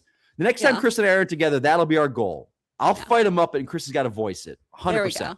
Yeah. But we're not doing that till we know the numbers. No. We're still going. Jesus Christ, guys. Goosebumps, Gargoyles was peak in 90s as a kid. I disagree because I'm a Batman animated series guy, man. Oh, fair. And then Spider-Man the animated series. Yeah. That's fair. But again, there were different crowds. You might have, it's one or the other. I watched People all like of them. one. Yeah. I did not watch Gargoyles or Goosebumps. I was animated series. Goosebumps was always a little too scary for me because it was live action and I'm a wimp. Mike knows a ton of Muppets for a hater. Well, you cannot know who them, All right, we got to close it out, guys. It's 132. That's it. We're done. 132. We did it. I'm soaping up the nuts and balls with the fucking Sydney Sweeney bath soap as Michael Caine for you guys. I'm going to probably have to find a better shower. Like, my shower sucks. It's like this. It's boring. It's tile bathroom. Maybe I'll rent a hotel or something and do a nice shower for you guys. There you go. But we're going to do it because you guys did it for us. Thanks, everybody. Chris, where can the people find you? Oh, if you want to keep up with me, at It's Chris Carr over on Instagram. That's where I post usually. If you want to follow my podcast, Two Filthy Casuals, that's wherever you get your podcasts or on YouTube. And then once again, speakfriendstudio.com. If you have questions about voice acting or dialect work, hit us up. And once again, Logan handles the dialects, not me. So you'll learn from this. You'll learn about it from somebody who's actually really good at it. Again, at it. There we go. No, I didn't want to do that. I just want my face. I can't do my face. Anyway, no, that's you. No.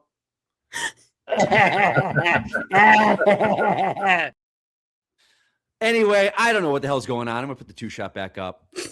Guys, you were awesome. This was awesome. We did it. 126. I guess we're going to be finding out when I'm going to be soaping them nuts up. Take it easy. Take it out. Everybody.